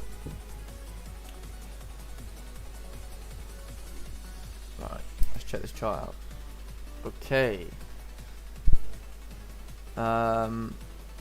Yes. Okay, so basically, when we say send a chart, right? Okay, let me pull up Salim's chart. I do like to use Salim as an example. Obviously I would use you, Kelsey, but so basically if I just go to, so this is our daily planning area, right? This is where we send in our charts for the pre-session. This is an example of a chart that I like to be sent in, right? This is what Salim sent in this morning for his pre-session analysis.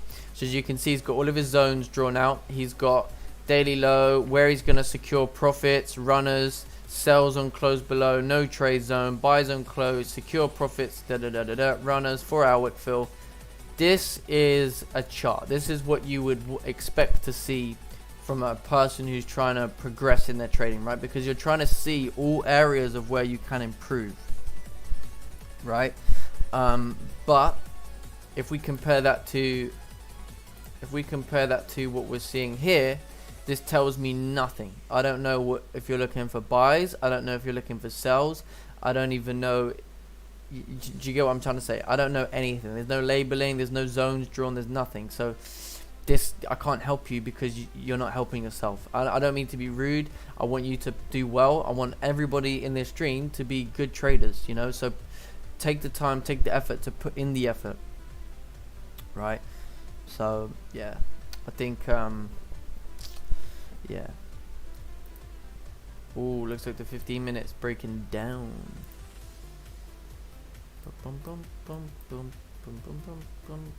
Yeah, we may miss the moves.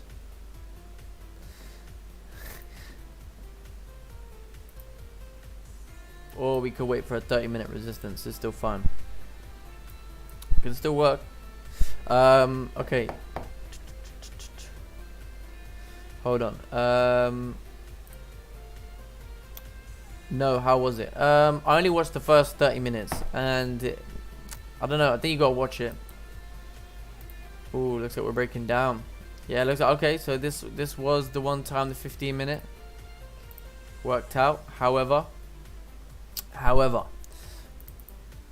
we don't know for sure if we're gonna head down yet. I'm waiting to see if we get a pullback and a 30-minute resistance at this point, because now I can't really sell. It makes no sense to sell right over here. So if we get a nice pullback and a resistance created on the 30-minute, that's still going to be good enough for me. We still got like an hour left anyway. But if you're in sells based on the retest on the 15-minute, I think a good target is going to be 150.800.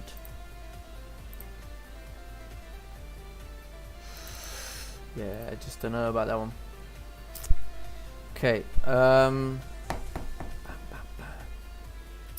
Hi bro, let me know if my zones are correct. Sure. It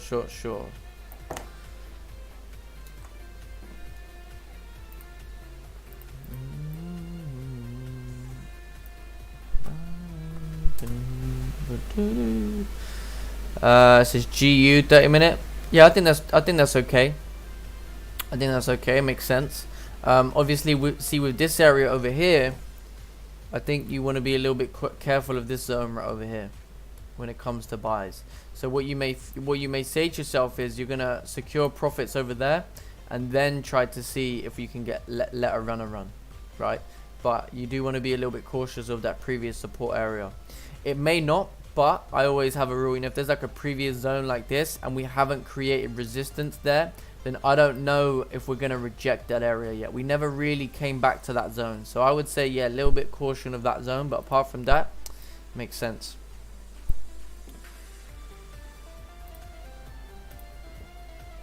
But yeah, it looks like pound yen just wants to continue moving bearish. So yeah, it looks like the entry was like kind of over here situation. Break of this low would have made sense, but still, I'm happy to miss out on a sell like this, you know. I'm okay with that. Okay. You have a bright future. I can tell by the way you speak. I appreciate that a lot, David. Thank you very much. Very, very kind of you. No problem. You are 21. I'm 26, and I am a beginner. Is it too late for me to join Forex? No, no way. It's never too late, bro. You got tons of years left. You've got tons and tons and tons of years left.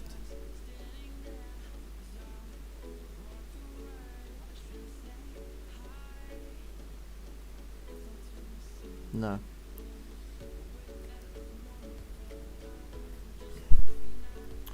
I would say it's never too late, man.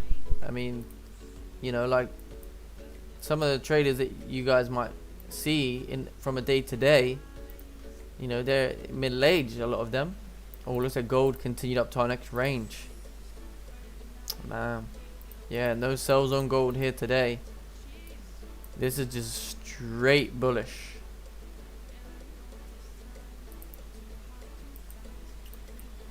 Pound yen should continue moving bearish at this point. Obviously, I said I'd wait for the 30-minute candle to close, and now the 30-minute, yeah, it's like a 30-pip start, makes no sense. So I think unless I get a resistance formed, I've missed the move. If we get resistance, then that's pretty good. Could still grab that. It's not over yet. We could project over here because we're doing a retest on the 4-hour level, right? Come back to do a retest and then wait for some support for price to continue moving bullish. Remember that. But we'll see. I definitely think in the short term we can start heading down, but we'll see what MY brings as well.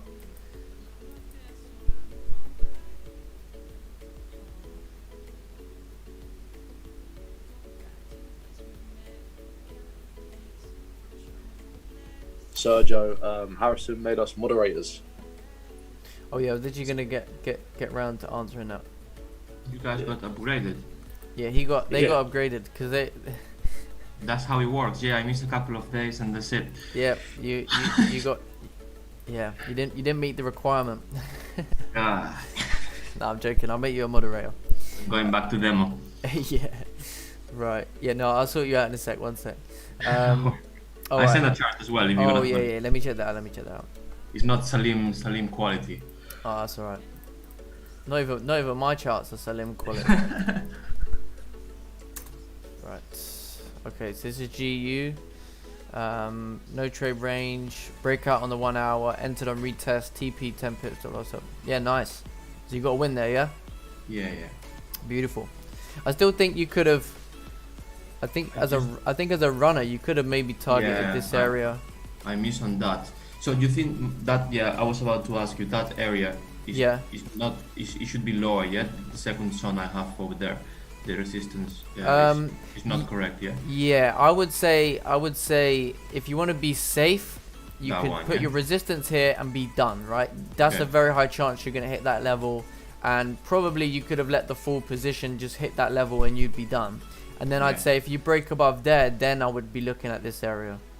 Okay. Because that becomes a range. Okay. Cool. Yeah. But I like the idea though. Very nice. Yeah, I should have left the runner though. Yeah, it's all good. I mean, if you got a win, just take the win, man. But yeah, no, I like it. Nice work. nice to see people in the group grabbing some wins. Thank you.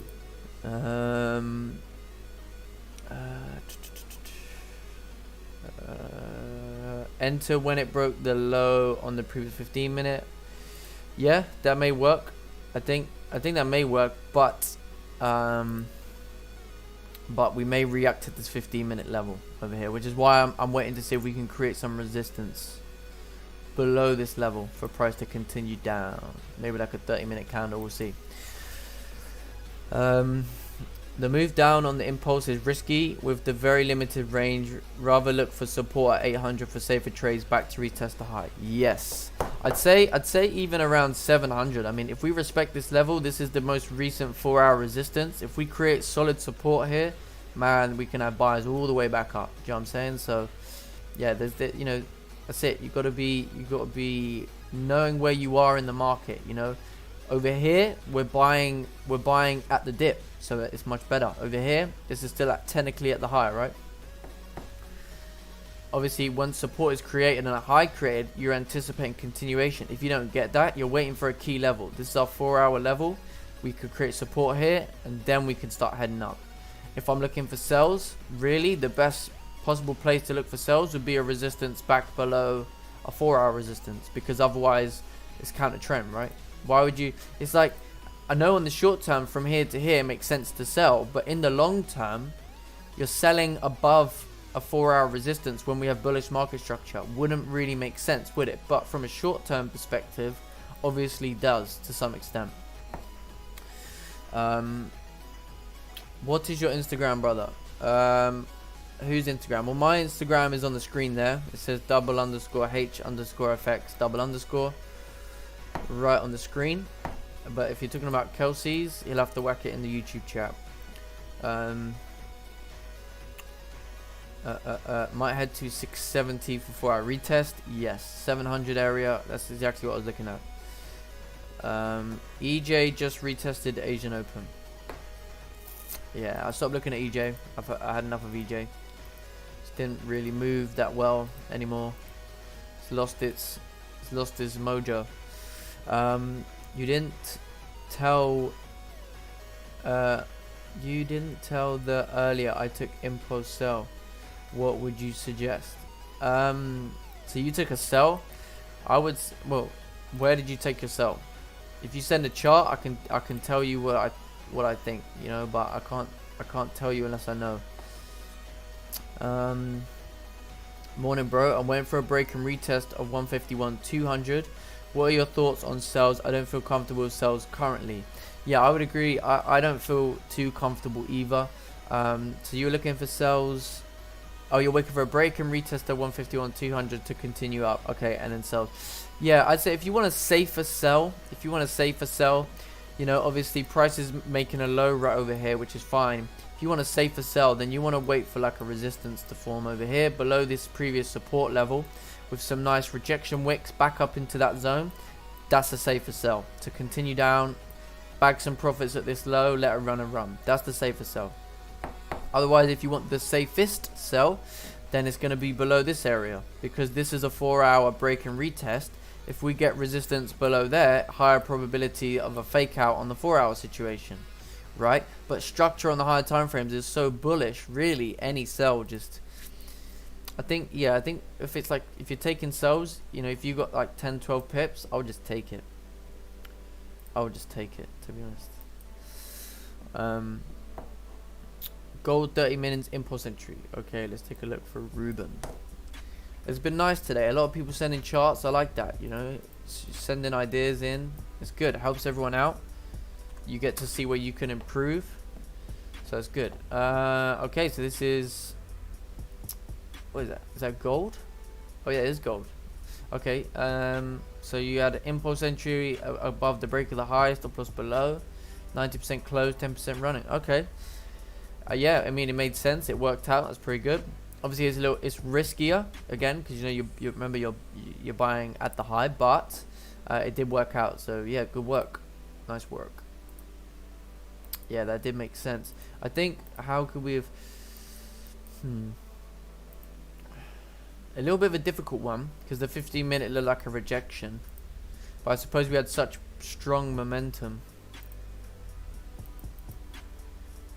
Yeah, so basically, I mean, even though that 15-minute rejected, you still would have held the trade at that point. So, yeah, made sense. I mean, look at the hourlies. Like, since that support, we just haven't stopped pumping up. Pound yen is, yes. We may get some reactions of 157.95. We'll have to see. He took the sells on the previous 15-minute break. What, over here?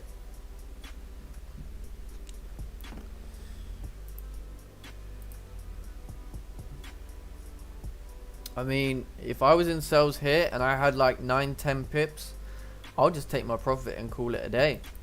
To be completely honest, you know, you're taking a sell, counter trend. You could reject 800. Yeah, we could reject this level 800, start heading right back up, and you're sitting in drawdown now, and you're like, damn, I didn't secure the bag, you know. So I would be looking to secure profits, me personally. It's a new 1 hour open. We could easily wick back up into this area, and then obviously if it does, then at the end of the day you're gonna go back into drawdown. But if it does continue down, or you put stops to break even, but that's up to you. You know, I can't tell you, man, what to do. Man. Thanks, man. No problem. See if this is better. It's for the Euro USD. I'm long right now. Okay, I'll take a look. Let's see if it's any better.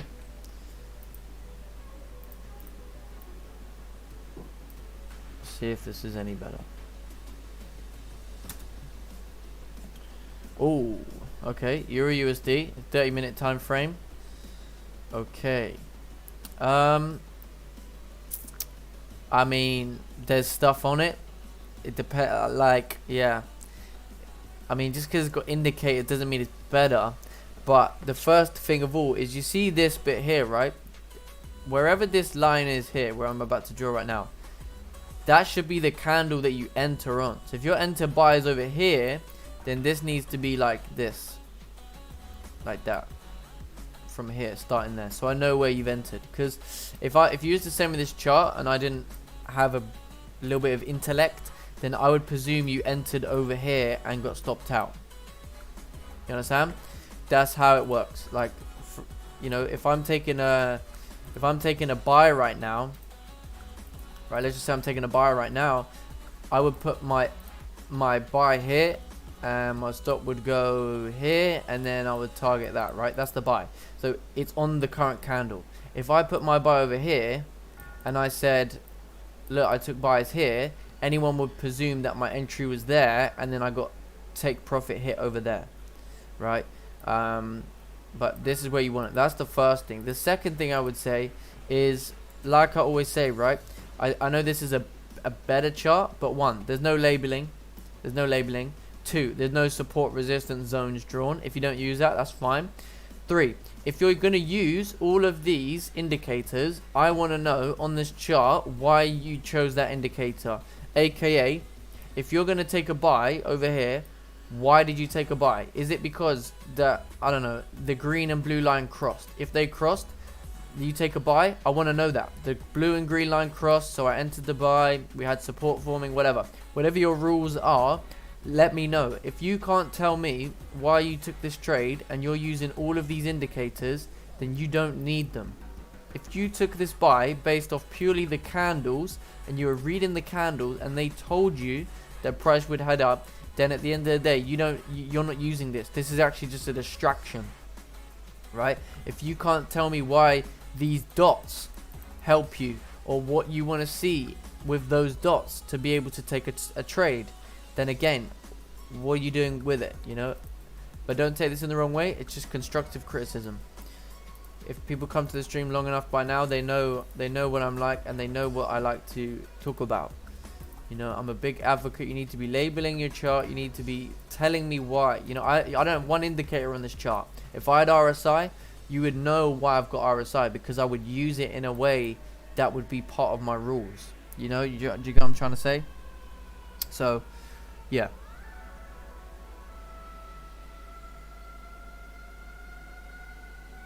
Looks like it's got mountains.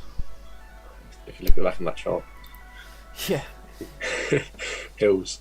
Yeah, literally. But I mean, like, I think the indicators, you know,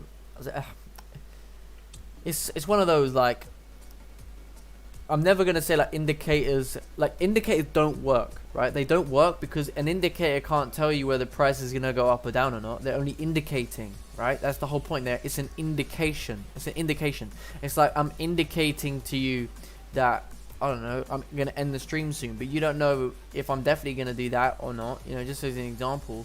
So unless you can tell me, and unless you've back tested to say, okay, well, we have a higher win rate when the MACD crosses over with the lines, you know, I have a lot more wins when I wait for that than compared to if it doesn't, then it's a benefit, you know. But if you can't tell me that, then clearly there's no need for it, there's no use for it.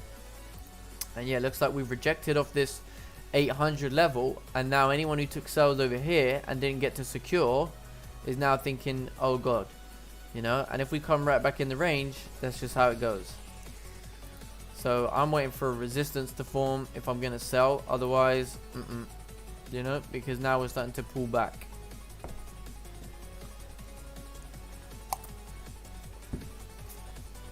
Okay, what is that? An Ichimoku cloud? No idea. I think it's MACD and some EMAs.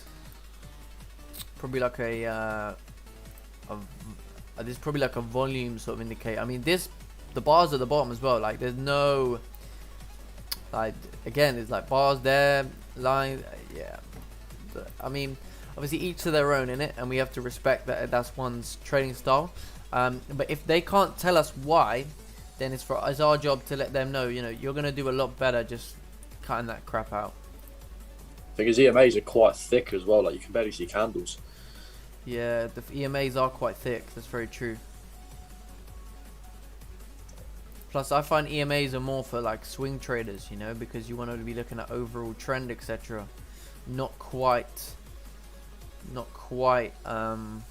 you know, like this situation going on.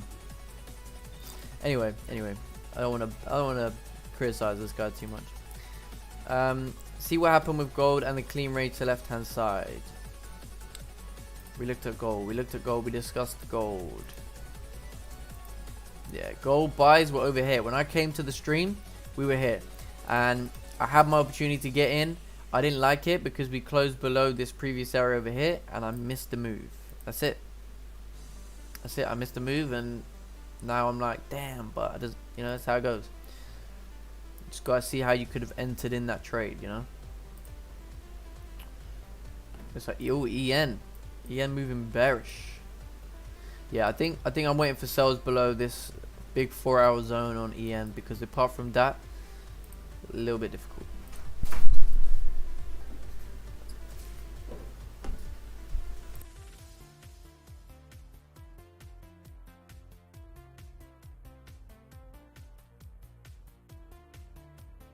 Yeah, to be fair, like gold, it started to like the volume to like dying down a bit now. So probably we need another good bullish or bearish candle to kind of like decide where it's heading next, whether it's just like it's making the high of the day or. What's that? Did you say gold? Yeah. Oh right, okay, yeah. Looking at the 15-minute, like the previous 15-minute closed week bullish candle, which is like an indication of a volume dying for the bullish momentum. If anyone's thinking to trade it, if you're waiting for the break of the previous 15-minute candle, I'd say make sure to secure around 1705 to then target 1709. But we need a lot more volume. Maybe that's you're gonna see that on the pre-NY possibly. Yeah. But looks like pound yen's coming. Oh, it was coming back. What's going on? Are we going to create resistance over here? We'll see. I'm waiting for this candle to close on the 15-minute time frame. Right. Right, let's answer a few more questions, because I don't think we're going to be on the stream for that much longer anyway. Okay,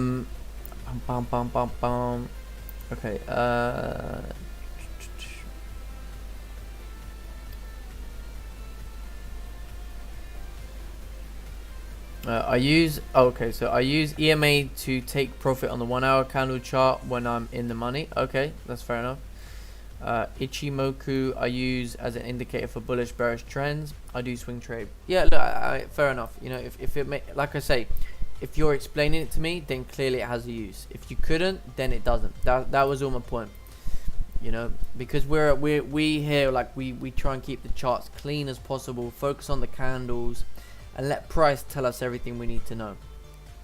But again, if you can use it in a way that does benefit you, then I mean, that's fine.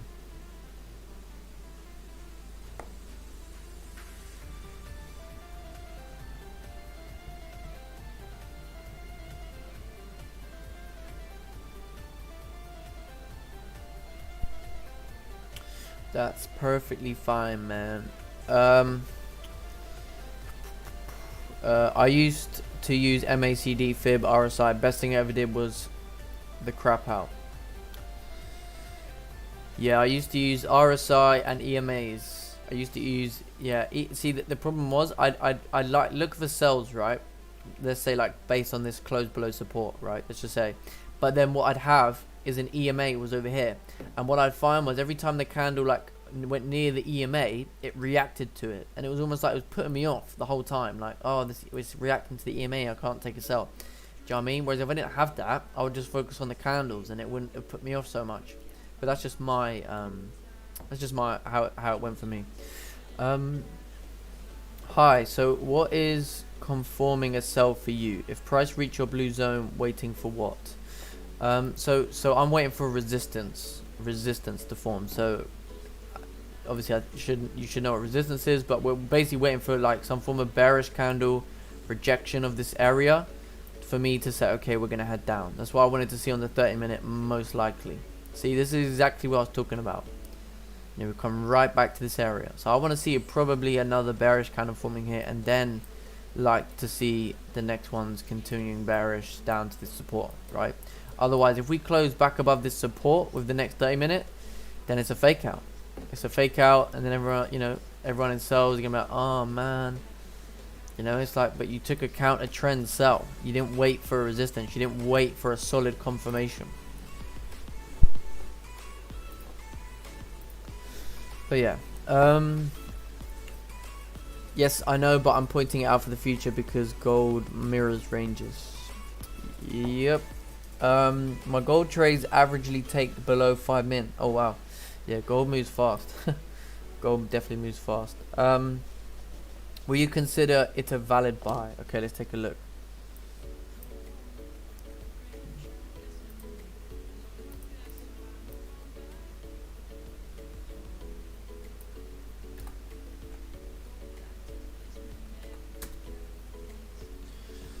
Okay, so this is AUD USD 30-minute time frame.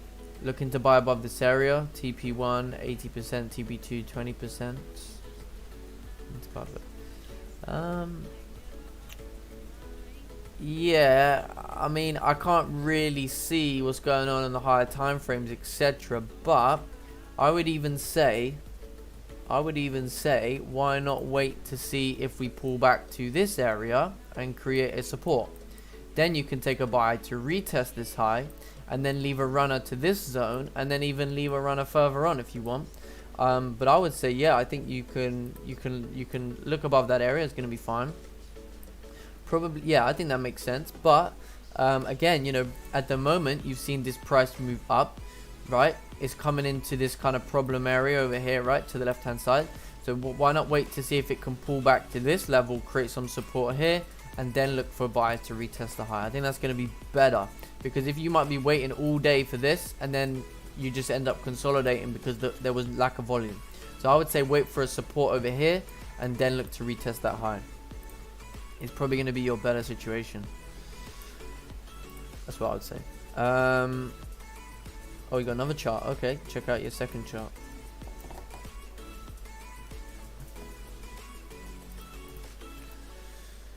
In a minute, I was gonna eat his sausage roll. It's the same chart. You send it twice, or did? Oh, okay, just sent two different charts. Fair enough. No worries. No worries about a thing.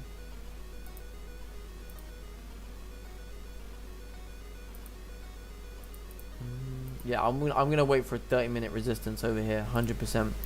The 15-minute, it may make sense, but I mean, don't know. I need a bearish candle, a strong bearish candle forming here. Okay, bro, I've been your bias correct, basically 75%, but you missed most of them. Yeah, that's fine. I mean, that's fine. At the end of the day, like, I'm not gonna just take, although my bias is correct, like most of the time, right? I'd say like a good 90% of the time, I can accurately call out exactly where price is gonna go. But it's about the entries, about risk, it's about management. You know, yeah. I know what you're saying, but I mean, to be honest with you, from the way like I looked back, right, and I used to watch a lot of my like pre-Asian session or pre-weekly breakdown, right, and I probably would have been really good at swing trading, because every time I'm like, oh yeah, high time frame, we should reach here, we should reach there, it always goes there. You know, like from down in the 140s, I was saying, oh, monthly can go there, monthly can do this. Do you know what I mean? So my best probably thing I ever would be good at would be swing trading, but it just doesn't suit my personality. You know, I can't sit there for hours, like in a trade, like waiting. You know, I can't wait for 2-3 days for a 4-hour candle to do whatever. You know, I need I'd rather be in and out within an hour and call it a day. But always on my, you know, higher time frame, you know, called all of these buys out, man. You know, even from this daily candle, you know, I said, oh, the next daily candle is going to head up to resistance. We did. I could have swung that, but no, I'm not going to do that because I don't really like doing it like that.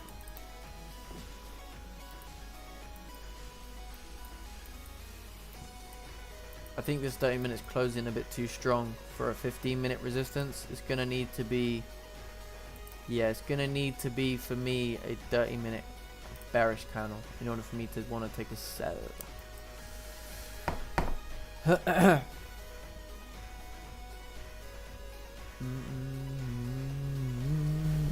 EA trade idea, some input would be nice. Okay, Mamba.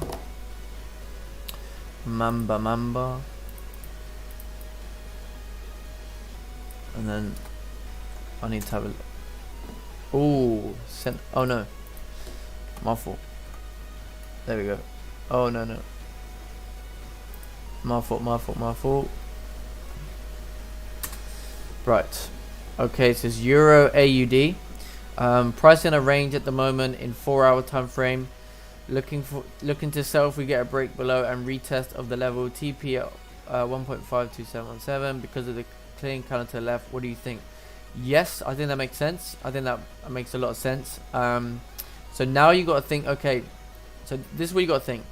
Now, what do I want to see below this area on the smaller time frames? You know, what do you want to see? Do you want to see a resistance? Do you want to see a 30-minute resistance? Do you want to see a 1-hour break and retest? You need to start thinking about what it is you want to see. But yeah, that makes sense, because obviously you might just get a 4-hour candle to do this, and you're like, oh, but I waited for the 4-hour to break.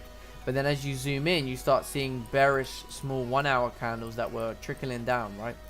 And then you would have said, oh, well, I could have got in on that 1-hour retest. And now when you go to the 1-hour retest, you say, okay, how could I got in that? And then you see there was a 15-minute resistance forming or whatever. That's what you want to be looking at. So yeah, 100%, it's a great idea. I think that makes complete sense. We're in a downtrend overall. You've got this lower high created. But you also want to look at, okay, what if we reject this support? How can I look for buys? You know, how can I catch buys? So also have that in the back of your mind. Man, I need to eat this sausage roll. Starving out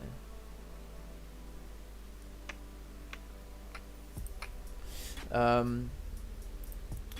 Gold is very volatile, so smaller time frames can move very fast. Yeah, that's true. EMA, I set length to 5 and source HL2, and then constantly update my stop loss towards profit. Yeah, man, that's awesome. I mean, if it works for you, then great. You know. I think solid support above 151.075. Create opt for buys. 075. I think a better buy is going to be above that 200 level personally. Yeah, I think above that level is going to be much better. Or if we can form support basically back above 151, but it's just not the most ideal situation, is it?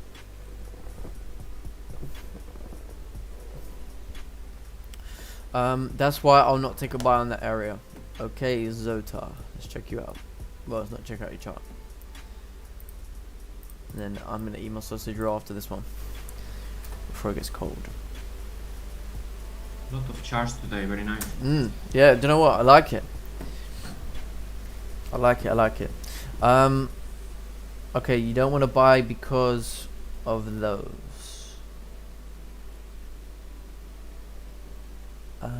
That's why I'll not take a buy on that area. I don't know. I mean, for me, I mean personally, right? You have this. Okay, so how I see it, just how I see it. It's obviously up to you, but how I see it is you have this clean move coming up now, right? Wherever price can make a high. So if this candle closes bearish over here in 4 minutes, it's officially made a high. If you get the next candles trickling down bearish and a support created, as price is looking left, it sees, oh, I made a high up over there. I've now formed support. So my next friend over here, he wants to also continue in the given direction, right? This is previous information. All you need to really be focusing on is what's to the immediate left. And the immediate left is here. This clean move coming down. Now, as you can see, the immediate left was a clean move coming down. Why? Because we know that because this move up came up clean. So once we now create a high over here, you have this clean move and you have this clean move. So this area, this is no longer valid information. So I think once the support is formed over there, I think it is a good idea to take a buy. But I mean, if that happens and you miss it, then you'll learn for yourself why that was a good opportunity. If it doesn't work out, then I mean, again, you then stuck to what you believed in, and if that's fine, you know. But that's just my opinion, right? But that's what I would say. Oh, look at the 30-minute close there, you know. So there's no sells right now. It's exactly why I didn't want to be taking these impulsive sells over here. So I'm gonna need to wait for resistance. Right, bear with me, guys. I'm gonna have a little munch on my sandwich or whatever, and then I think we're gonna call it a day here soon anyway.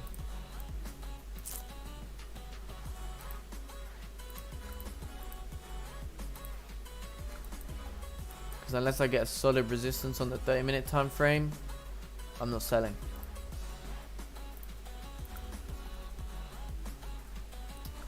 Man's not selling unless I get a solid 30-minute resistance. Right.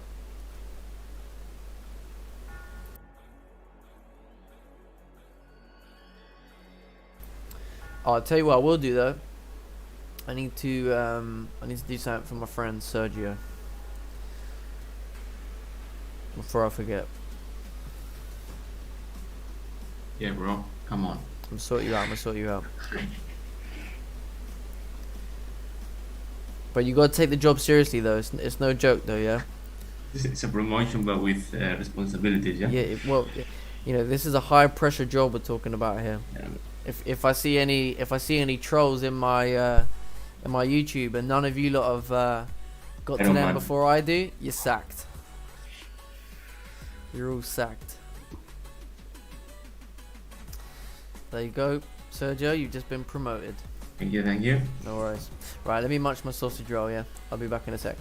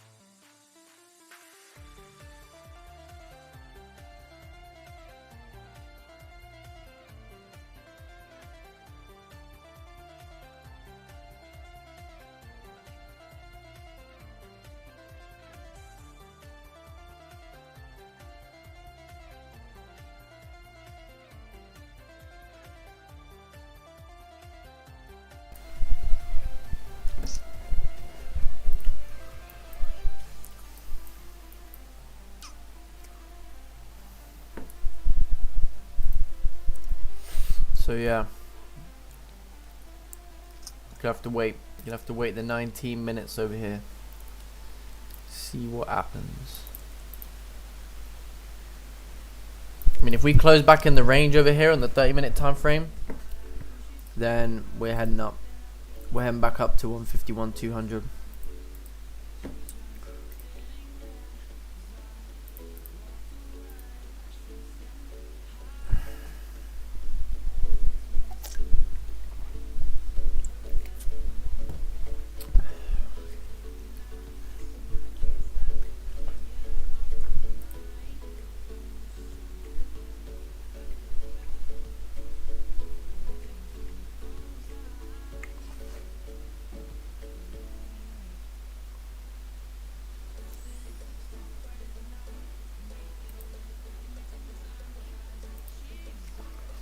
So we've got we've got 3 minutes left for this 15-minute candle to close. I'm not looking for sales on this 15-minute candle, even if it closes bearish,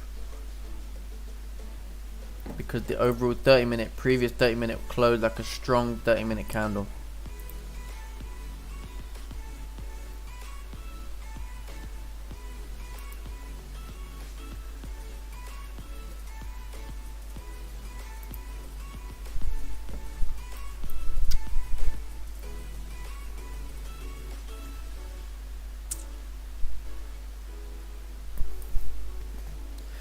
We're going to be calling it a day here soon anyway, guys. I'm not going to lie. I'm thinking like, yeah, I think on this 15-minute candle close, we're going to call it a day. Yeah, I'm just going to have to go now. I've got to go somewhere. Yeah, go for it. I'll speak to you later, guys, yeah? Yeah, sure. See you, mate. Have a good day, yeah? Today. Yeah, thank you. Yeah. Nice. See you later, Kelsey and Sergio. See you, Rob. Take care. Bye. Thank you. See you later. Thank you. See you soon. Daddy. Yeah, really. Oh, you're not muted, mate. Oh, there you go. Bless him. Good dad.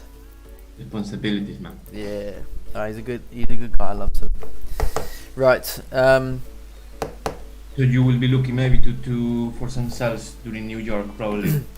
Yeah, so basically the only thing I'm looking for, and I'll tell this to the guys on the stream as well, if this 30-minute candle can close a strong bearish candle, since we've wicked up into this area and then we close bearish overall on the 30-minute, then I think it's a good opportunity to sell coming down to like 700. But if that doesn't happen and we close back in the range, there may be an opportunity to take it back up to 200. But what I want is I'd rather see a support above 151, 200. It's going to be much better. But yeah, we'll have to see.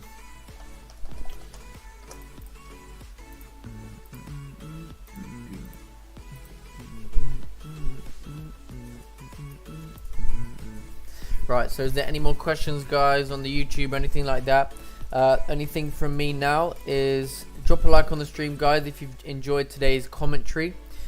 We've got 55 people in here. We should have 55 likes. That's how many likes we should have. No, I'm joking. But yeah, if you could drop a like on the stream, obviously that means a lot. It helps us spread what we do here. I think it's been a good day today. You know, we discussed the sells. I gave people the confidence to, you know, just be wary of this area because of this zone to left hand side. We did react to it. We now pull back, right? So again, someone who was trying to trade from, let's say, over here down over to here, didn't work out very well unless you went break even fairly quick. Obviously we had a good amount of, it's a big range, so this little 10 pip move made sense. But if you're trying to grab, you know, 10 pips and then let it run and run, this is not the situation. You want to wait for resistance and then you can actually take a nice clean sell. So in this particular occasion, yeah, I'm pretty pleased with the discipline. Stayed out, waited. 15-minute candles closing bullish over here. Been very patient today. Gold is in a bit of a sticky one. It may actually continue up, but these are one of those days that it may just continue running. But other days you're gonna get screwed doing it like that. So yeah, so if you can drop a like on the stream, guys, let's get those likes up. Let's try and get to like 40 likes. That'll be good. And remember, guys, make sure you subscribe to the YouTube channel because our 2K giveaway that I'm going to announce when we get a bit closer, maybe like When we get to where am I at now? So right now we got 1,576. So let's say when we get to down to our last 200, we announce the giveaway at 2k. I think that could make sense. Yeah, I think that makes sense.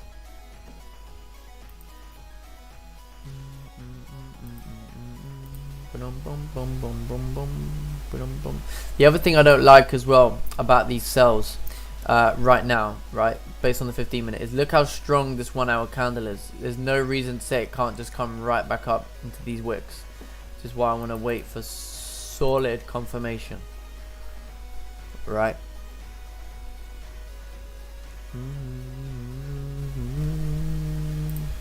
Boom, boom, boom, boom. Obviously I've seen some crazy things where this candle comes right the way down. If that happens, then we miss it. So yeah, so we're gonna call it a day here now anyway. Gonna call it a day.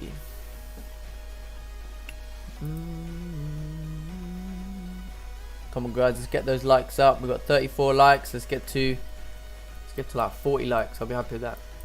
Right, let's answer these couple questions and then we're done.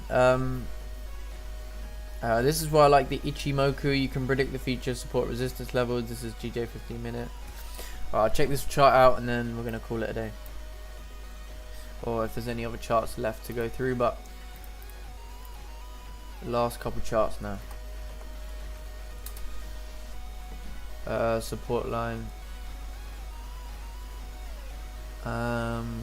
Yeah, I mean, but that makes sense. But I mean, obviously, like what we would look at is, okay, where can we potentially have some issues? And then when we look left, we see, okay, probably around this. Oh, I've got white. And then when we look left, we say, okay, we probably have some issues around this area. So that's why that matches up. So in terms of the price action, works the same way.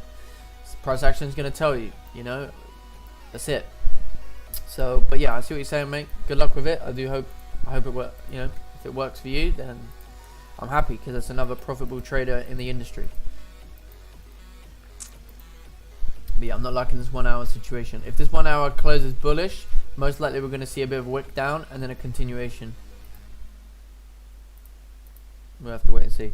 Thanks for your tips, no problem. Because of just an example why I like it. Alright, last one. Last chart.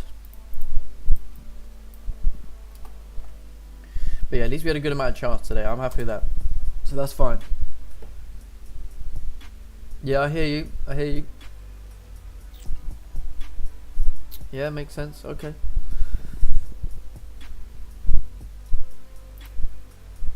If it works, it works. Yeah, like I say, if it works for you, then that's the main thing, right? That's the main thing. I just marked up my chart in 60 minutes time frame. Looking to take trade in MY open. All right, let's check out this last chart then. I think this is the last one, and then we're going to finish off here today.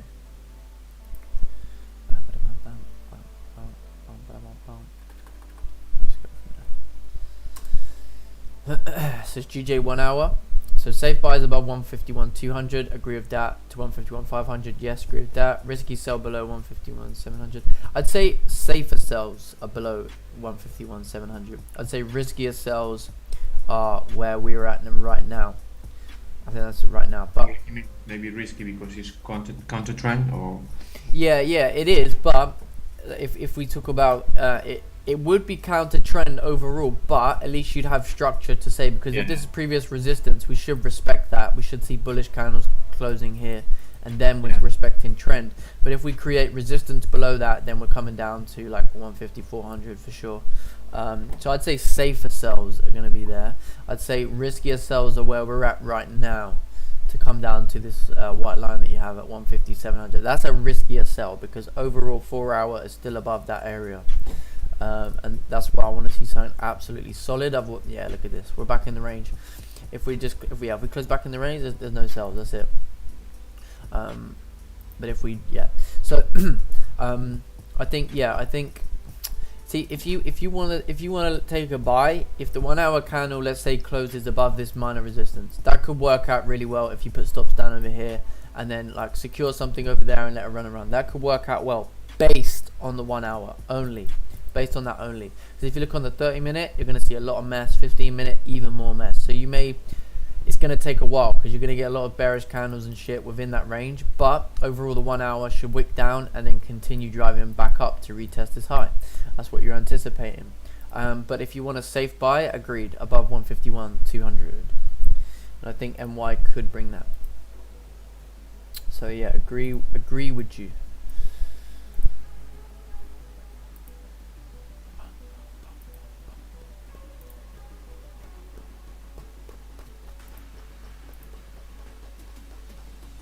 Okay, 200 USD in the giveaway. No, I said when we get to 200 USD, sorry, 200 subscribers away from 2,000 subscribers, we're gonna do a Magic Keys giveaway of the new Magic Keys. I think that's something to do. That's still good. That's still pretty good. And there's always someone that doesn't have Magic Keys, so it makes sense. Like the stream. And I bet Sergio likes his new, he gets his blue color now. Yeah, it feels good. I'm gonna be here every day now. Yeah, if he doesn't show up for a whole week, he gets stripped of his rights as a moderator. But there you go. Thanks for the stream, bro. No problem. You're subscribed. Thank you. Appreciate it. Awesome. Okay, so we're gonna finish off here today, guys. So thank you very much, everyone, for watching. We'll see you tomorrow. We'll be back 7 AM. Careful with the NY session. We spoke about the condition for sales if you've listened, and we've also spoken about where the safer buy options are and where the short-term buy options are. So if you're listening, you should have a good day today. Otherwise, yeah, take care. Thanks, guys. Yep, see you, Sergio. Thank you, Kelsey. We'll see you tomorrow.